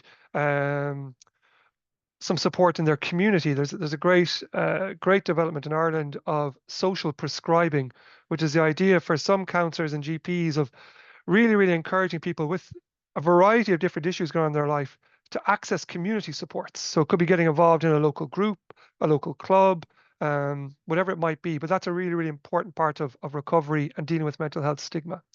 So that's what we do. In terms of understanding mental health stigma, we've talked a lot about, I suppose, mental health and what it is. And stigma in particular comes from three different angles. The stigma involves negative attitudes and behaviors towards individuals with mental health challenges. And that comes from three places. That comes from our colleagues, so other people around us who might have negative views or opinions or treat us differently if they see us struggling mentally. It comes from organizations. If they don't, like WHO, Georgina's talking about earlier on, if organizations don't have good, healthy, supportive policies and good leadership, that can lead to mental health stigma. If they're not applying the laws, they don't have the laws, that will lead to greater mental health stigma from an organizational point of view. But also sometimes it comes from the individual themselves who may be struggling, that there's a self-stigma, which can be very limiting as well in terms of getting support and seeking help. So the stigma can come from those three different directions. The impacts on the workplace of mental health stigma are very well established. And the main thing is that when that mental health stigma is there in the workplace, people are much slower to seek help, to try and resolve the issues, to help them manage the difficult situation and become healthier, more healed, and more productive in work as well. And that's the real impact of stigma for individuals. And then at an organizational level, we'll talk about it a little bit more in a moment. Some of the solutions we're going to look at, obviously around education, what we're doing today, educating employees themselves and leaders. And if we can increase the education and the knowledge, that just fosters more empathy. It breaks down stereotypes. It breaks down ideas of what people can and can't do. And that then over time, and like was being said earlier on, it needs to be comprehensive. It needs to be ongoing. And that can lead to a supportive work environment. And work environments where they are supportive help us all be healthy. And like was said earlier on, when work environments aren't supportive, or the language isn't supportive, or the leadership isn't supportive, that can create a very negative environment and has real impacts also on the bottom line. So it's important we say that. And the final point on this slide is around thinking about how we promote acceptance. So what does that actually mean? What does it look like? We all have mental health. You know, some people will develop a mental health illness or a mental health disorder that can be very serious, but we all have mental health. We all go up, we all go down, we have different times where we're struggling. And when we think about promoting acceptance of mental health, it's important that we don't separate people out as to those who are mentally well and those who are mentally unwell. This is something we're all dealing with all the time. And I'll give you a practical example of that. Recently, I did a bit of work in an office in the west of Ireland, quite a remote office, with a number of staff, where we talked about how for a lot of people this time of year, this seasonal change can really impact on your mental health and well-being. And the reason why the talk worked really well was that we talked about when things get very serious and very difficult, that seasonal adjustment can become SAD, which is, a seasonal affective disorder, which is like a form of depression. So it can become an ill health, a really serious matter for about 5% of the population. But for about 20% of the population will be affected by a seasonal change of mood, low mood, struggling with certain things. So by broadening it out, you're also including the people for whom it becomes a much more serious condition, and you're also broadening it out to the whole population of the employees, of the staff in the office. And that normalizes and promotes acceptance. So it's just an example of how we look at these things. The impact of mental health stigma on employees and organizations. First of all, on the employee, the mental health effects are what you'd expect, what we've talked about today. The stigma can cause isolation, so people not engaging with their colleagues, not getting involved in things in the office. Lowered self-esteem, so not speaking up, not recognizing maybe the value of themselves and the work they do, and a reluctance to seek support when that stigma becomes embedded. The knock-on effects on that for the organization, for the offices, is this leads to reduced productivity. So again, if we don't address this stigma, staff will be less productive, more absenteeism, more presenteeism, like Georgina and some of the other speakers talked about earlier on, where people are at work but they're not fully engaged. Higher turnover of staff, which for anybody who trains in staff knows the cost of that is huge. The impact on teams and other colleagues of that is huge. And for organizations, that high turnover has a real problem. And mental health stigma and well-being is one of the main reasons people move around jobs. That along with particular line managers, but that's the things that come through in research around why people move between different positions and organizations. So if we want to retain staff, this is really, really important. And if that stigma develops and goes too far, that impacts on culture and reputation. And certain organizations can get bad reputations very quickly as an employer. Certain managers can get very negative reputations as a manager, certain sections within organizations. And that becomes a culture that's understood within organizations, and people avoid. We lost your sound, Philip. No sound at the moment. Can you please try to reconnect your device?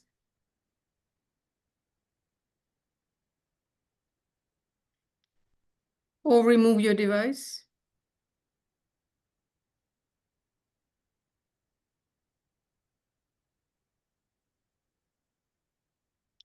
Just a moment, everyone. Can you hear me now, Tatiana? Yes, perfect. Sorry about Thank that. you. My headphones decided to give up. They're back. Yes, they took a break. So they took a little break. They wanted a stretch. They did. So what I was saying was the impact on culture and reputation. That can become very embedded very quickly if this becomes a negative, if we don't address mental health stigma. And people will move around and will avoid certain organizations, certain managers, certain sections. And that can become a public reputation really, really quickly. So addressing stigma has a huge positive impact for the employer as well as the employee. An example of this, the benefits of addressing stigma that we use in some training we do with the Central Statistics Office in Ireland, is we do this management development training. And often we start it with a question around people in the room talk about the best manager they've ever had in their working life. And it's amazing what people will say. Often the manager they mention is the manager who was there to support them when something was going wrong in their life, when they're either maybe struggling with a bereavement or struggling with their own mental health or going through a hard time in their life with maybe young children or relationship problems or financial stresses. And that connection to a manager who is there for you when you are struggling with your mental health builds a huge amount of engagement and loyalty to that manager and to that organization, and a massive impact on overall employee performance. So never underestimate the role you have as a manager in affecting mental health and being a supportive person to people when they're in difficulty. And people remember that. They remember the managers they had that helped them through a difficult time. So some strategies to reduce the stigma of mental health that are important to think about. So obviously education, like we're talking about today, really, really important. That has to be comprehensive. So for example, in the CSO in Ireland, there's monthly webinars, there is training for managers where mental health is mentioned.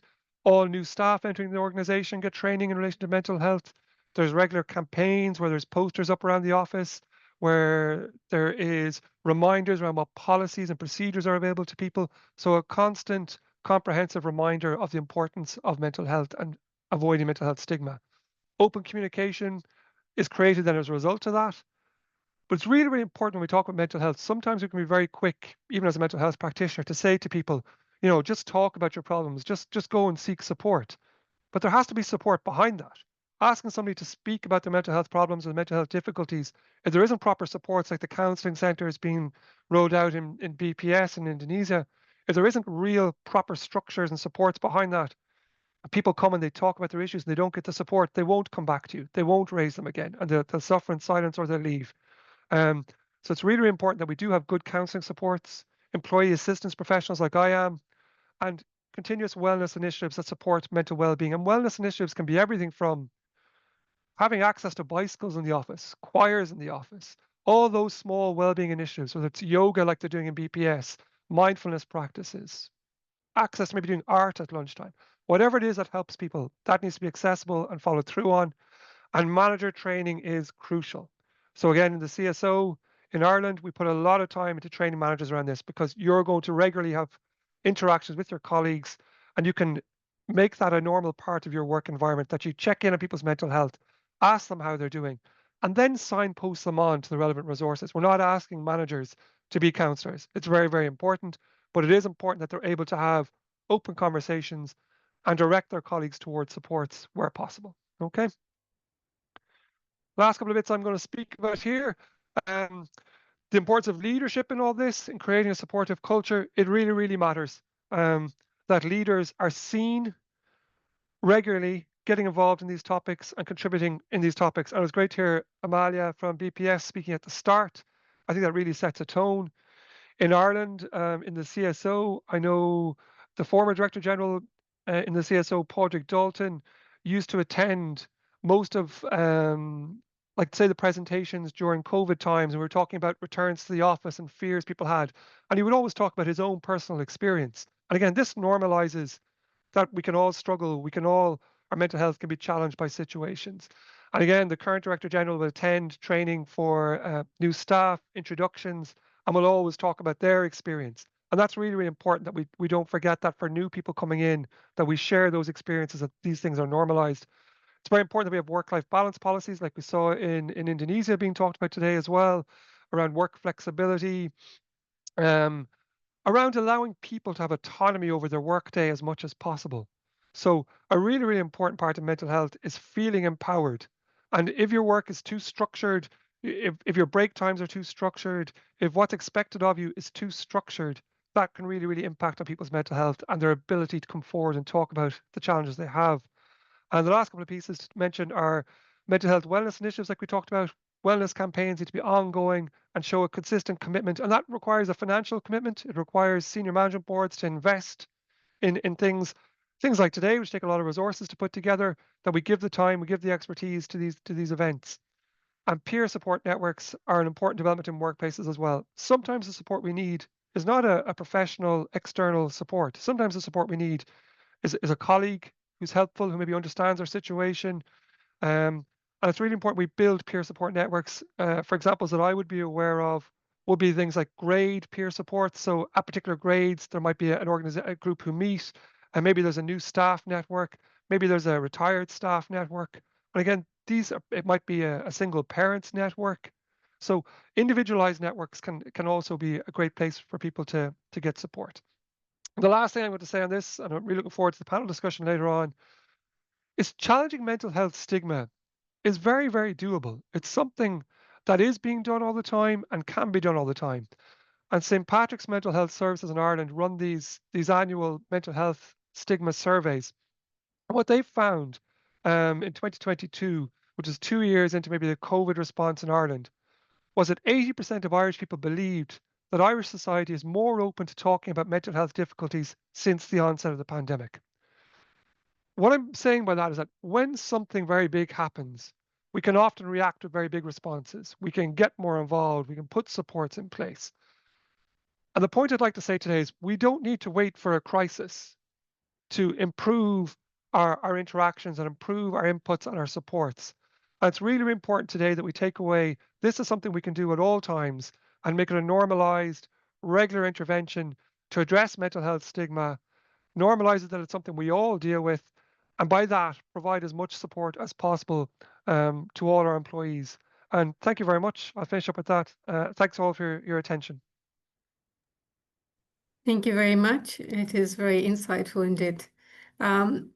we would like to give floor now to Marta Jankowska, who is Deputy Director of Department of Education and Communication Statistics Poland, and she will present on supporting mental health and well-being at Statistics Poland.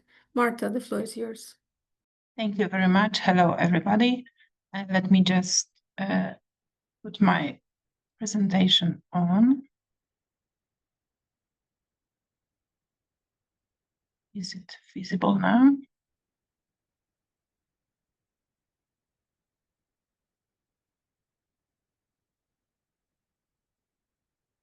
Just a second. It's okay. It's okay. Yes, it's great. Thank you. Okay. Thank you very much for the kind invitation and the opportunity to speak today. It's a pleasure to be here among colleagues who care deeply about creating a healthy and supportive work environment. Today's presentation explore how our institution promotes emotional resilience, prevents burnout, and fosters a culture of care through concrete actions and long-term strategies.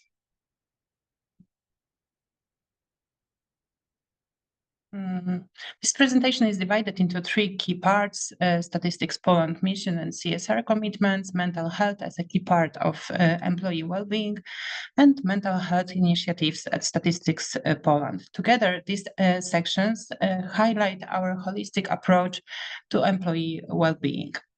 Let's go straight to number one, Statistics Poland mission and CSR commitments. CSR is an integral part of the implementation of the mission of official statistics, strengthening its impact on the social and environment surroundings. The mission of the Polish official statistics, similar like other NSIs, is to provide plausible, reliable, and independent and high quality statistical information about the state and the ongoing changes. And to do our work, we need support in CSR activities and mental health activities. How do we increase the impact of CSR in the mission of the official statistics? We make official statistics employees aware of the role of social responsibility and the impact of CSR on official statistics and the role of Statistics Poland in monitoring the sustainable development goals.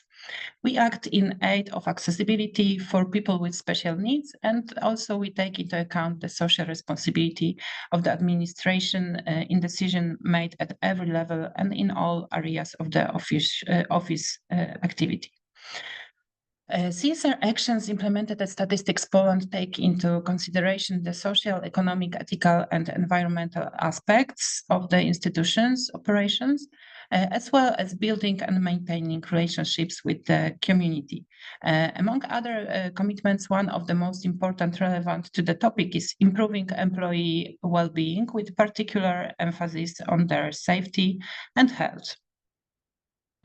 We also have two strategic documents on CSR. The first one was awarded 2 years ago with the prize of competition organized by the National School of Public Administration as part of the Public Management Forum. So we created this document and it was really good and appreciated.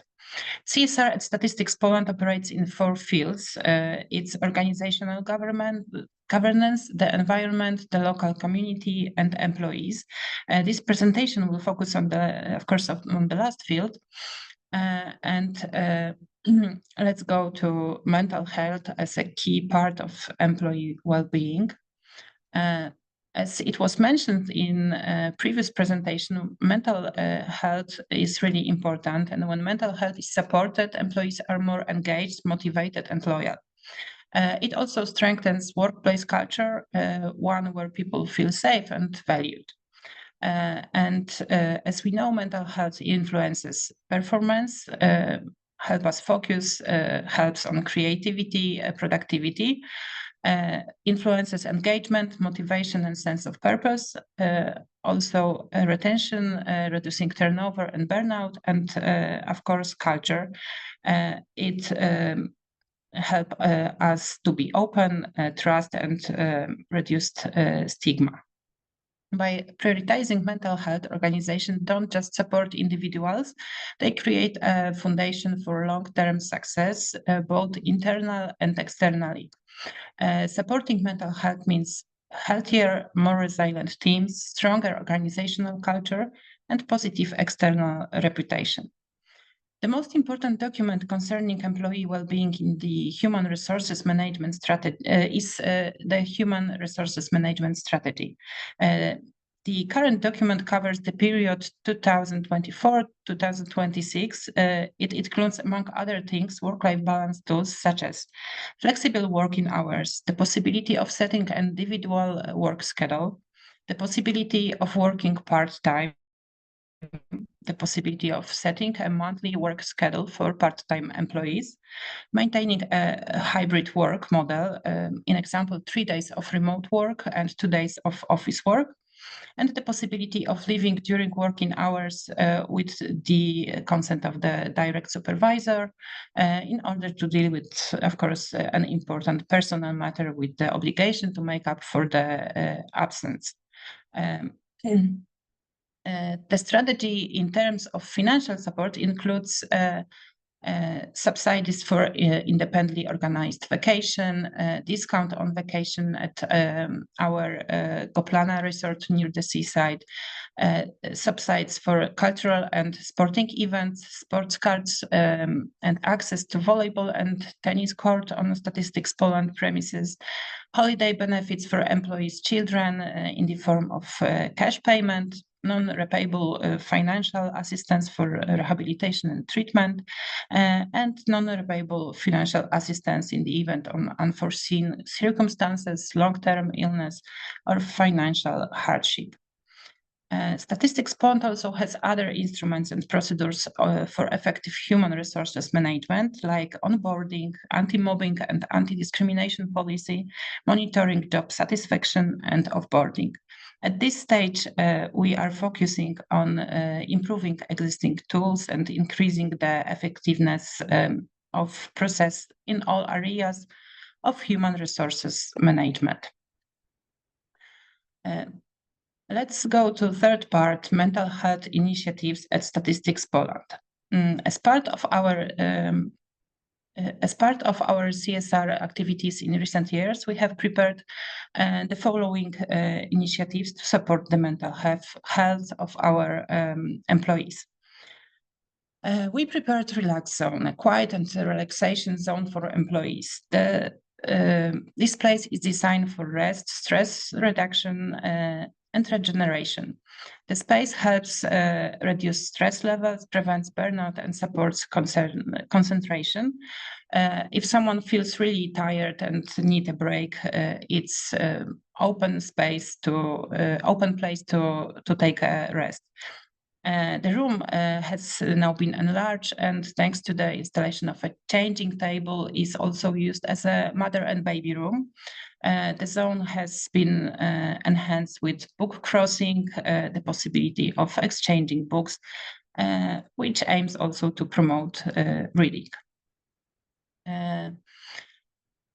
At Statistics Poland, issues of neurodiversity and mental health are an important part of the challenges of the modern work environment. And we pay a big attention to show our employees how to deal with mental health problems and stress effects. We know that this is a key element in building modern environment. And using the support of other institutions and NGOs, we organize, for example, webinars. The recent lecture, Depressive Disorders, discussed various types of depressive episodes based on examples from medical practice. Issues related to diagnosis, prevention, and the effectiveness of antidepressants were also addressed. During other webinar under a crochet or an umbrella, we discussed, for example, standards for the protection of minors in institutions working with children and the prevention of child abuse at the institutional level, primarily in the healthcare system. Our institution offers a range of initiatives aimed at fostering a healthier, more inclusive work environment. These, as I mentioned, were webinars. The other one, how to ensure neurodiversity in public institutions, promoted understanding and inclusion of neurodivergent individuals in the workplace. We held webinars about autism, anti-stress trainings also were held, equipping staff with techniques to manage pressure and maintain emotional balance. We also took part in mental health programs such as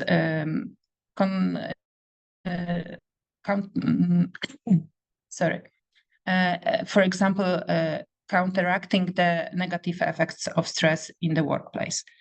Mental health is also support through teamwork. We enhance collaboration, communication, and we try to make people psychological safety across teams.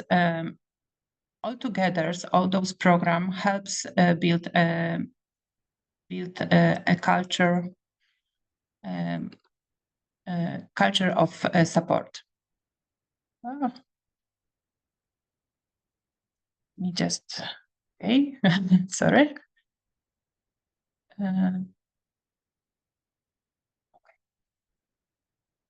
We also have internal coaching. Our internal coaching program provides confidential one-on-one supporting for employees facing challenges such as relationship difficulties, burnout prevention and recovery, and also helps in team management, supporting leaders and staff in developing effective collaboration. Last week also a dedicated team was established to support employees in resolving workplace conflicts. The team will offer assistance in mediation, communication, and building mutual understanding. So it's next step to create a safe and supportive place to work.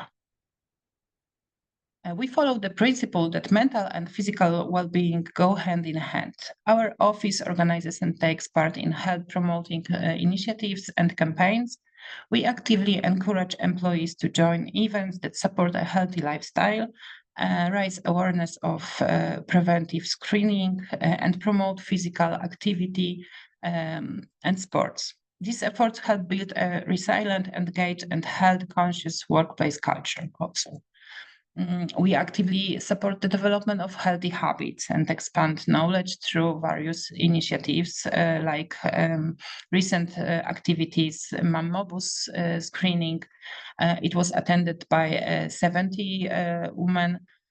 We have sometimes blood box donation involving 41 employees in one day, and also mentioned health webinars, which are reaching over 3,000 participants a year.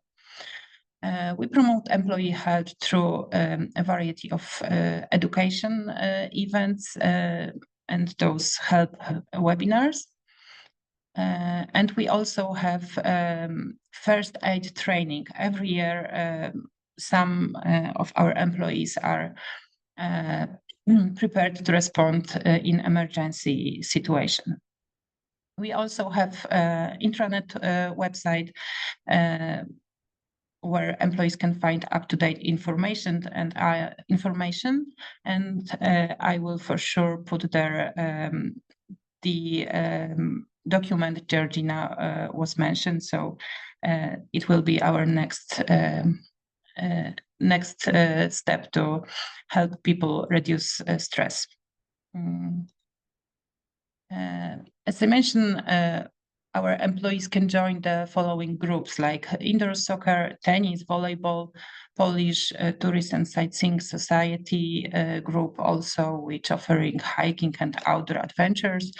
I really like to attend the kind of groups. I was playing volleyball for many years, so it was really a team building activity.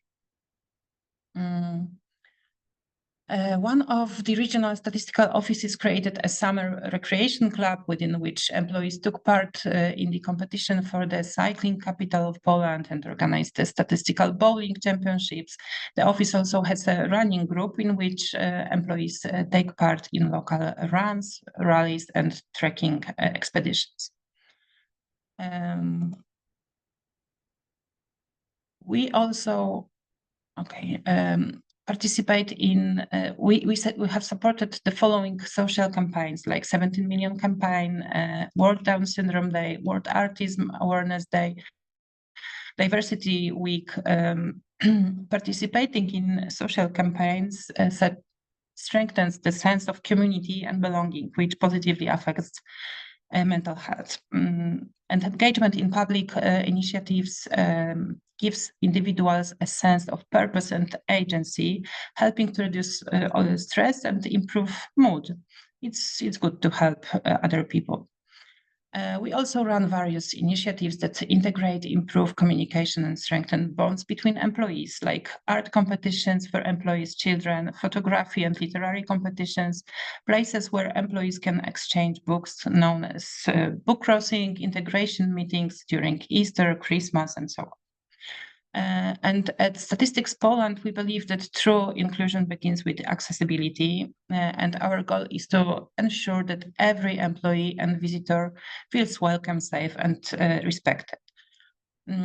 We also learn in this area. To be accessible, we take into account the needs of people with special needs in the recruitment process. For example, we provide a leaflet entitled Equal Opportunities Employer, and we accept people with disabilities for internships and apprenticeships. We run an internet website on accessibility, and also we encourage participation in webinars organized by the Ministry of Digital Affairs, Accessible Wednesday. We also have tried to have clear and simple communication. It's essential for building trust between institutions and citizens, and between employees.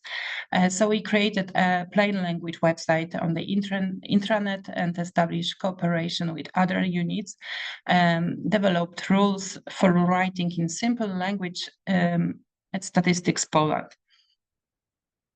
And you can read more about all our CSR initiatives at Statistics Poland and Official Statistics CSR report. This publication is prepared annually and is a source of information about the values that guide us. They are summed up in the report motto, Statistics Without Barriers, because everyone counts. In my opinion, emotional energy shapes how we think, act, and connect with others. And as Brian Tracy said, positive emotional energy is the key to health, happiness, and well-being. The more positive you are, the better your life will be in every area. So stay positive and healthy. Thank you very much for attention. Thank you very much, Marta. Very interesting presentation and very impressive CSR initiatives that you have in office, and generally all the programs. Thank you. I would like to thank all presenters. We are done with the presentations for today. I would like to move into the panel discussion. And this panel discussion is based on the questions that participants submitted when they have registered for the webinar. And we have received over 800 questions, which we cannot answer all, but we try to group them into the key areas, key topics that we'll try now to discuss. So actually, my first question will be to Marta. And it's from the topic on workplace mental health programs and metrics. For example, if an NSO with limited resources wants to begin its mental health journey, what will be the first step? The floor is Well, yours. thank you very much. As I showed our road to activities with to support mental health, we didn't have much big resources, and I think that if a national statistical office with limited resources wants to begin its mental health journey, the first step isn't about launching programs, it's about making mental health visible. It starts with acknowledging that mental health matters, not just for productivity, but for the well-being of every statistician, analyst, and staff member. For me, a simple message from leadership saying, we care about your mental health can shift the culture more than any budget line. We don't need expensive surveys just to create space for honest conversation. It's the most important. We have to know what are the stress or what support do people wish they had, and understand the emotional landscape, because it's the key before designing any response. And the next step is to start small and smart. We should share free resources from national health agencies and also from Georgina, for example. We need to invite a guest speaker, and this action costs little but builds a momentum. And at Statistics Poland, for example, we began with short health-oriented webinars and intranet posts on mental health. These simple efforts helped us normalize the conversation, and we also encourage staff to take part in preventive health checks and to work more in groups, for example. We appreciated collaboration and social connection, both vital for resilience. Finally, we connected with others, NSOs and government departments or NGOs, and they may already have tools, training, or peer support networks. So it's good to use links which we already have. And I think we have to remember that behind every data set is a human being, and their well-being really matters. I think it's the first step without big resources. Thank you very much. I think it's really important what you said. I would like to invite other panelists to say a few words if they want to chip in on the same topic. If not, we're going to move on to the second question. And the second question is, how can mental health be embedded into management structures and day-to-day work in the national statistical offices? And I give floor to Philip to respond. Thank you. Thank you, Tatiana. Yeah, so how do we embed it into management? The way that I've seen working is through management training, that this is a regular occurrence, that people understand mental health with some good training early on, particularly new managers. Something that we find very useful between the Employee Assistance Service that I work for and the Central Statistics Office in Ireland is we developed what's called a People Manager's Guide, which for managers specifically, you can go into this guide and you can link in and click in by topic. So if say, for example, the topic is I have a member of staff returning from work who's bereaved, or I have a member of staff going through an addiction difficulty, whatever it is that might affect a person's mental health, you as a manager can click into that straight away, get some information, have the relevant policies shared with you, and some indications of how maybe best to support this person and also where to direct them to. So I was saying this earlier in my presentation, I think it's really, really important with managers that you feel that you have enough knowledge to be able to have a conversation and then enough information to direct the person to the right support. if it's a more serious matter. And that's the fine line with managers. So how that is embedded into every day is a very workable, easily accessible online document that a guide that you can click into and gives you the details. Because the nature of our organization as well, I'll speak for my own, the nature of our organization, it can be very policy heavy. And when somebody is maybe expressing to you concerns in relation to mental health, if you go trying to read through a policy at that time, it's very, very difficult.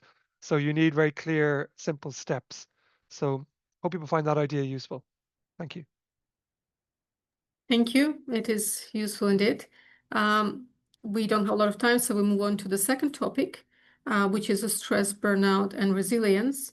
And the question that was popular is psychological safety. How can NSOs create a culture of compassion, inclusion? Oh, sorry, apologies. We're going back to stress, burnout, and resilience. How can NSOs prevent and address burnout and high-pressure environments? For example, census cycle, overlapping activities. And I'll give floor to José.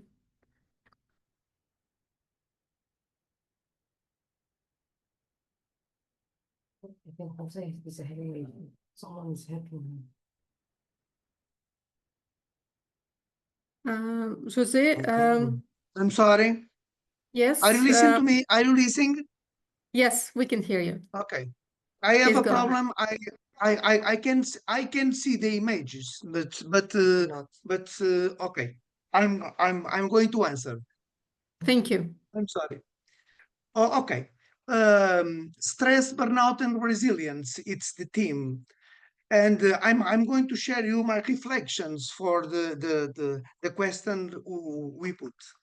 Burnout is a three-dimensional disease exclusive to professional activity and the work environment. This psychological disorder, which is directly linked to chronic negative stress, is related to organizational structure, job design, human resources policies, and management behaviors. Quoting Freudenberg, sometimes people are victims of fire just like buildings. Their internal resources are consumed as if under the action of flames, leaving nothing but an immense emptiness inside, even in the other shell seems more or less intact. It's burnout. Its origin lies in negative stress, but M.Psi.T states that the only person without stress is a dead person. So, it is necessary to reverse the dynamics that make positive stress harmful by valuing positive emotions that allow changing the discourse and turning individual success into organizational success, opening a path where creativity and innovation will be common. So, resilient workplaces in all activities are characterized by the ability to define a human resources management plan that incorporates, among other things, these principles. Training, time, autonomy in task execution, and avoidance of monotonous tasks. Adequate information about the risks of each role, creating shared environments with open communication, implementing practice for the preventing of stress and psychological social risks through information, awareness, and assessment. Thank you. Thank you, José. Thank you. The other question from this topic is, what practical coping strategies can staff adopt to manage stress and anxiety while reducing stigma? Philip, would you like to answer that? Sure. So what practical coping strategies? So in terms of practical coping strategies, I think it really matters that it starts with small things. So thinking about how you start the day, for example, can be really, really important to just get us mentally thinking and actively thinking about what we're doing. So often, if I'm working with clients, we'll talk about, what are the first things you do in the morning and what message they send to yourself. So before you've even got to work, have you had time in the morning to have a stretch, maybe to be outside for a few minutes to take in some fresh air, to think about if you're working in the workplace or remote working. For working in the workplace, how do you manage the commute to work? Because often people are arriving at their place of work already quite stressed, maybe from the drive-in or public transport, and then they come in and something happens inside and work that starts that. So it's really, really important how we manage these transitions between different locations. And again, if you take that to working from home, another really important part of that is again thinking about that division of identity when you're working from home. That it can be very difficult sometimes to go from, I'm Philip, the person at work, sitting upstairs in a bedroom with the laptop open, to walking downstairs and then you're Philip, the partner or the father or the son, and stepping into those roles. So again, a small psychological thing that's very important to do in those situations is create little moments of boundaries between the two. So when you go from being a worker to being a partner or being a parent, that you're doing things that actively tell you that you're switching. So that could be as simple as switching your clothes, writing down some of the stresses from work and putting them away until you come back to the work, closing your laptop and putting it away somewhere where you don't see it. So creating boundaries at times of transition is a really, really good way to make that a regular habit, which leads into much bigger outcomes. So stopping, making a plan around that, making those habits so easy that you won't forget to do them. Sometimes it's very hard to make big changes, but small changes like, when I'm finished work, I'll take off my work shirt and put on some other piece of clothing is a good regular habit to do. In the morning when I brush my teeth, after I brush my teeth, I'll stretch for 30 seconds. And it sends these messages to our brains to mind ourselves, to take care of things, and that builds up resources within ourselves. Thank you. Thank you very much again. We're moving on to the next topic, which is organizational culture and awareness. And here we're back to the question I started to read earlier on psychological safety. How can NSOs create a culture of compassion, inclusion, and psychological safety so staff feel able to speak openly about mental health? And I would like to give floor to Georgina to answer it. Thank you. Hi, thank you. Yeah, this is a great question as well. And I think creating that psychological safety or that sense of psychological safety comes again with leadership and commitment to cultural change. So when staff and senior staff in particularly model openness about stress and well-being and show that, mental health is valued and it's taken as seriously as physical health is, then that sets the tone for the whole organization. So I think to really embed that sense of psychological safety, there needs to be the promotion of inclusion and fairness, and this means reducing stigma and discrimination. It means making it clear that mental health concerns are treated, as I say, just as importantly as physical health concerns are, and that there will be no negative consequences as a result of people speaking up. It means an investment in awareness raising around mental health, what it is, what it isn't, importantly. Training of managers, as Philip has spoken so eloquently to as well. And that sense of making sure that managers and supervisors know how to listen and understand and know how to signpost people, and listen non-judgmentally as well, which sounds like a very simple intervention, but really does make all the difference. Being able to hear people without judgment and then help them or signpost them in the right direction is a wonderful skill. I think that's the sense of psychological safety can also come from building peer support networks. As we've heard from examples, creating those sort of safe spaces within the workplace where people know that they can go and they can talk and they can share stories in a safe space together, again, non-judgmentally, confidentially. I think that's really important. And then the organizational shifts that we need to see as well. So really embedding mental health into work policies and into so that we can prevent bullying, harassment, discrimination, make accommodations for people who have different needs. We're very happy to do that for people with physical needs, but we also need to be doing that for people with mental health needs. making sure that organizational structures such as workload and everything are fair and responsible and safe so that people aren't in kind of trapped by toxic kind of workplaces. So it's really, again, it's that comprehensive approach. We need it to be happening on all levels at all times to really make the difference. Thank you. Not easy to achieve, but important. And the following question is, what tangible workplace practices beyond webinars and seminars lead to real lasting change? Rany, would you like to take on this question, please?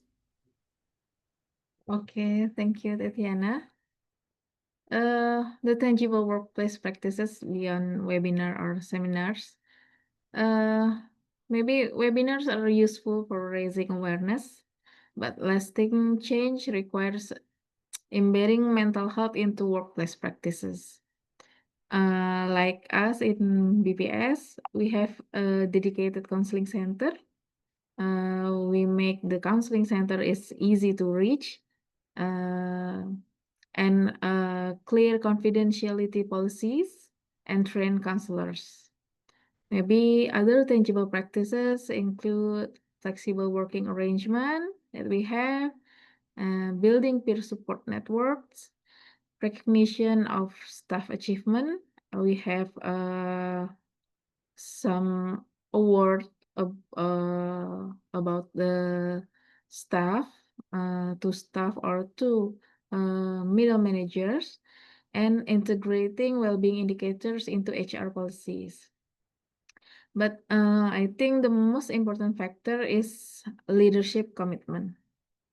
I think when leaders openly support mental health initiative and model healthy behaviors, cultural change will follow.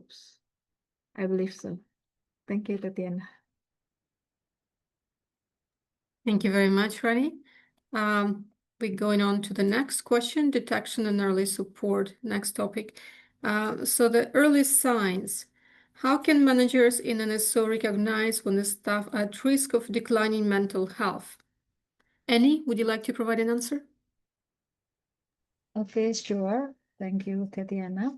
I think managers can learn to notice early warning signs. This may include changes in behavior, such as when the employees or staff not attendance the present of attendance very quickly, and then when the staff may face irritability or declining performance.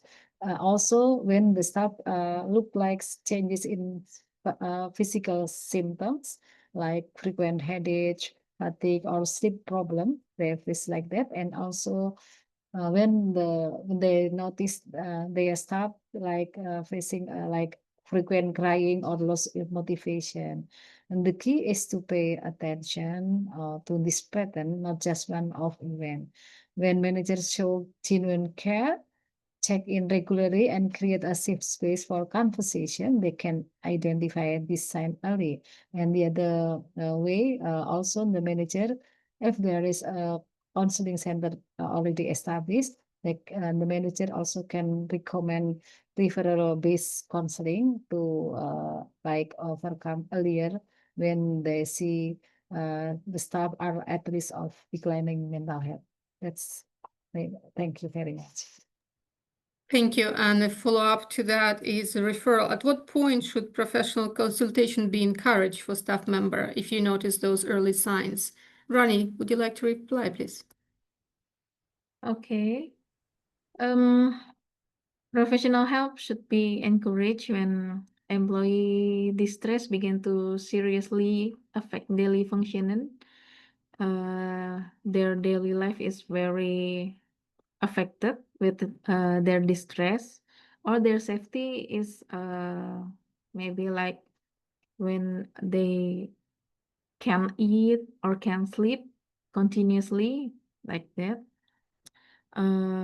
For another example, when someone express a thought of self-harm or suicide, show extreme anxiety or panic, and and engage in risky behavior. I think that's should really have a professional consultation. It is also appropriate when informal support no longer seems enough. So they maybe they constantly seek for help gitu ya, for counseling, but they can find the better way to adjust. So the message to employees should be seeking professional help is a sign of strength, not weakness. So in our counseling center, serve as the first line. We connect employees to psychologists or psychiatrists when necessary, especially when they found something symptoms like hallucination or delusion. It's we refer to the psychiatrist. Okay. Thank you. It's important to know. And we move on to our last topic is a work-life balance and boundaries. And the question that was popular is what approaches can NSO adopt to support staff in balancing core duties with additional responsibilities? Marta, would you like to respond? Yes, with pleasure. I think that in today's dynamic environment, national statistics offices face increasing demands from digital transformation to cross-sector collaboration. And we have to remember that behind every new initiative are people trying to balance core duties with additional responsibilities and with normal life. Well, I can point some ideas. I know it's really hard to do it, but we just have to try. First, I think we must prioritize when assigning new tasks.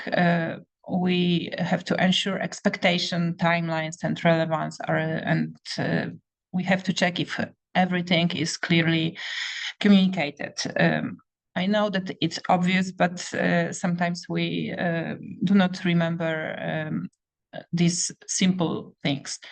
And people perform better when they understand the why behind the work. Second, I think flexibility is the key. We should offer adaptable work arrangements, remote work, flexible hours, or task sharing. When people feel trusted to manage their time, they, I think, are more productive and less stressed. Third important thing would be build capacity before adding pressure. We at my department provide short trainings, mentoring, or job shadowing to help staff take on new roles when we want to change or add them duties.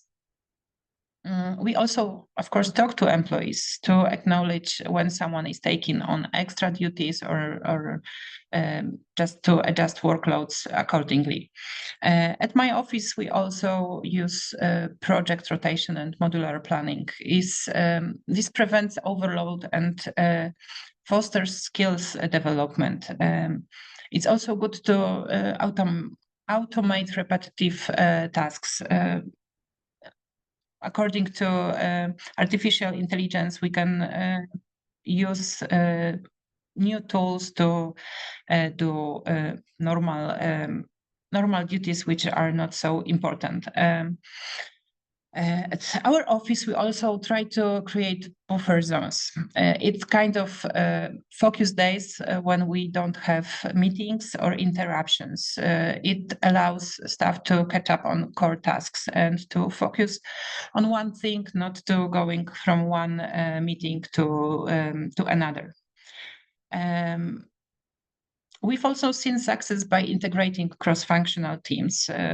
We offer coaching and introducing flexible policies like remote work and this conflict resolution support team, which I mentioned. But finally, I think listening to our employees and constant touch with them is really the most important thing. I know it's not easy to do, but we have to remember that when we support our people, we gain their commitment and trust. Thank you. Thank you very much, Marta. The next question is about boundaries.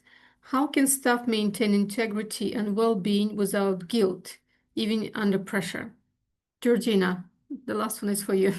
Thank you so much. Well, I think it's really interesting about boundaries because obviously I come from a kind of a mental health clinical background. So working in healthcare, boundaries have always been given and taught to us as something good to help you be the best nurse or doctor that you can be. So you use your boundaries to make sure that you are doing the best job you can, because you can't possibly take on everybody's suffering and illness. So maintain your boundaries to be the best that you can be.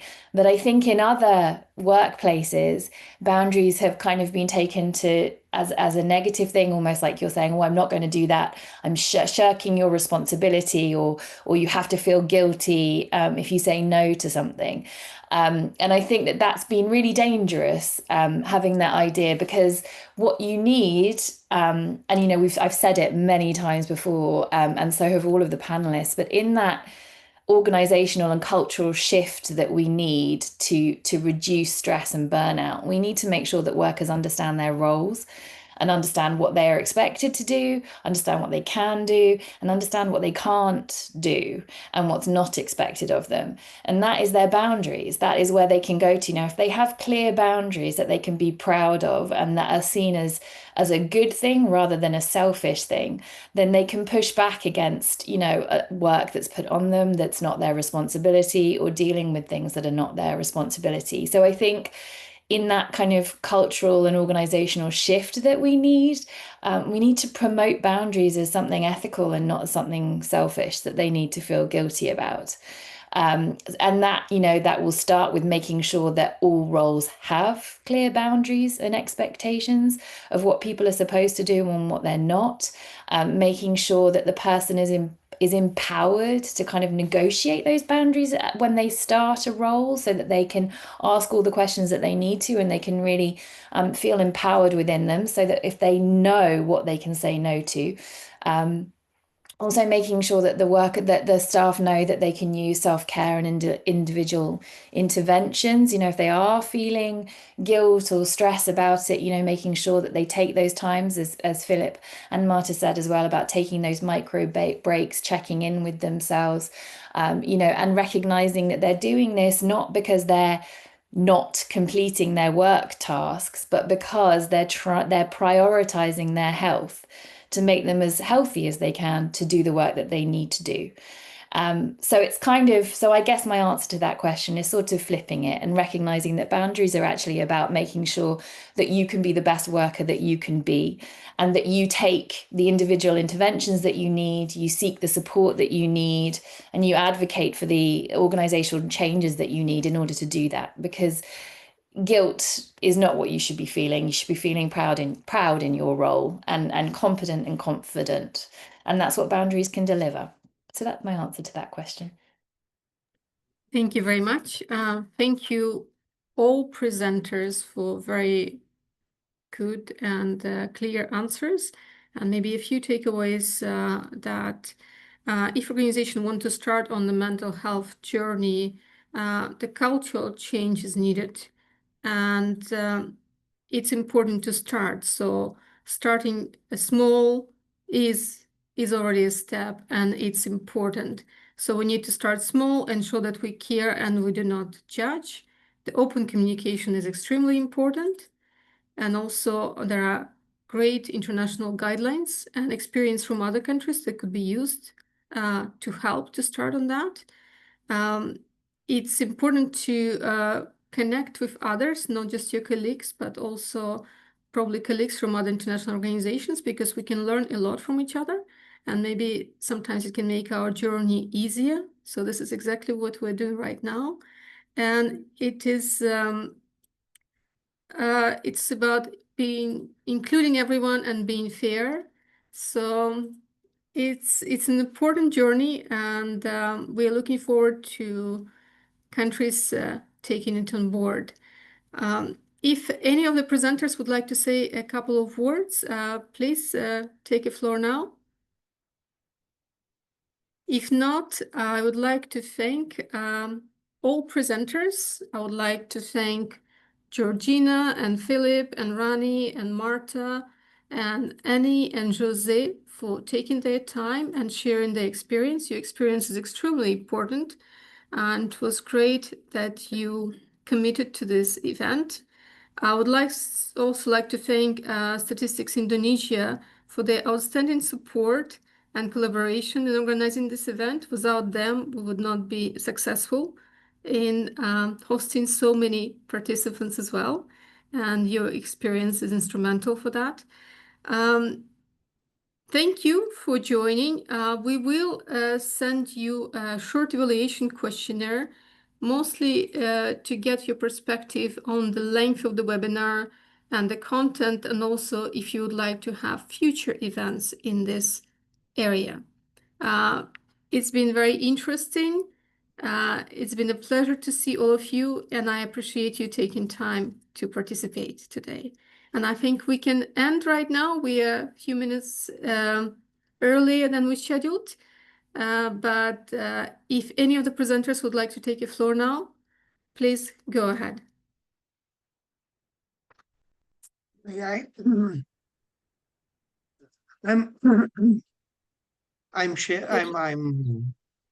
It is a pleasure to be here, and I address to the organizers congratulations, but especially to Tatiana by this coordinator.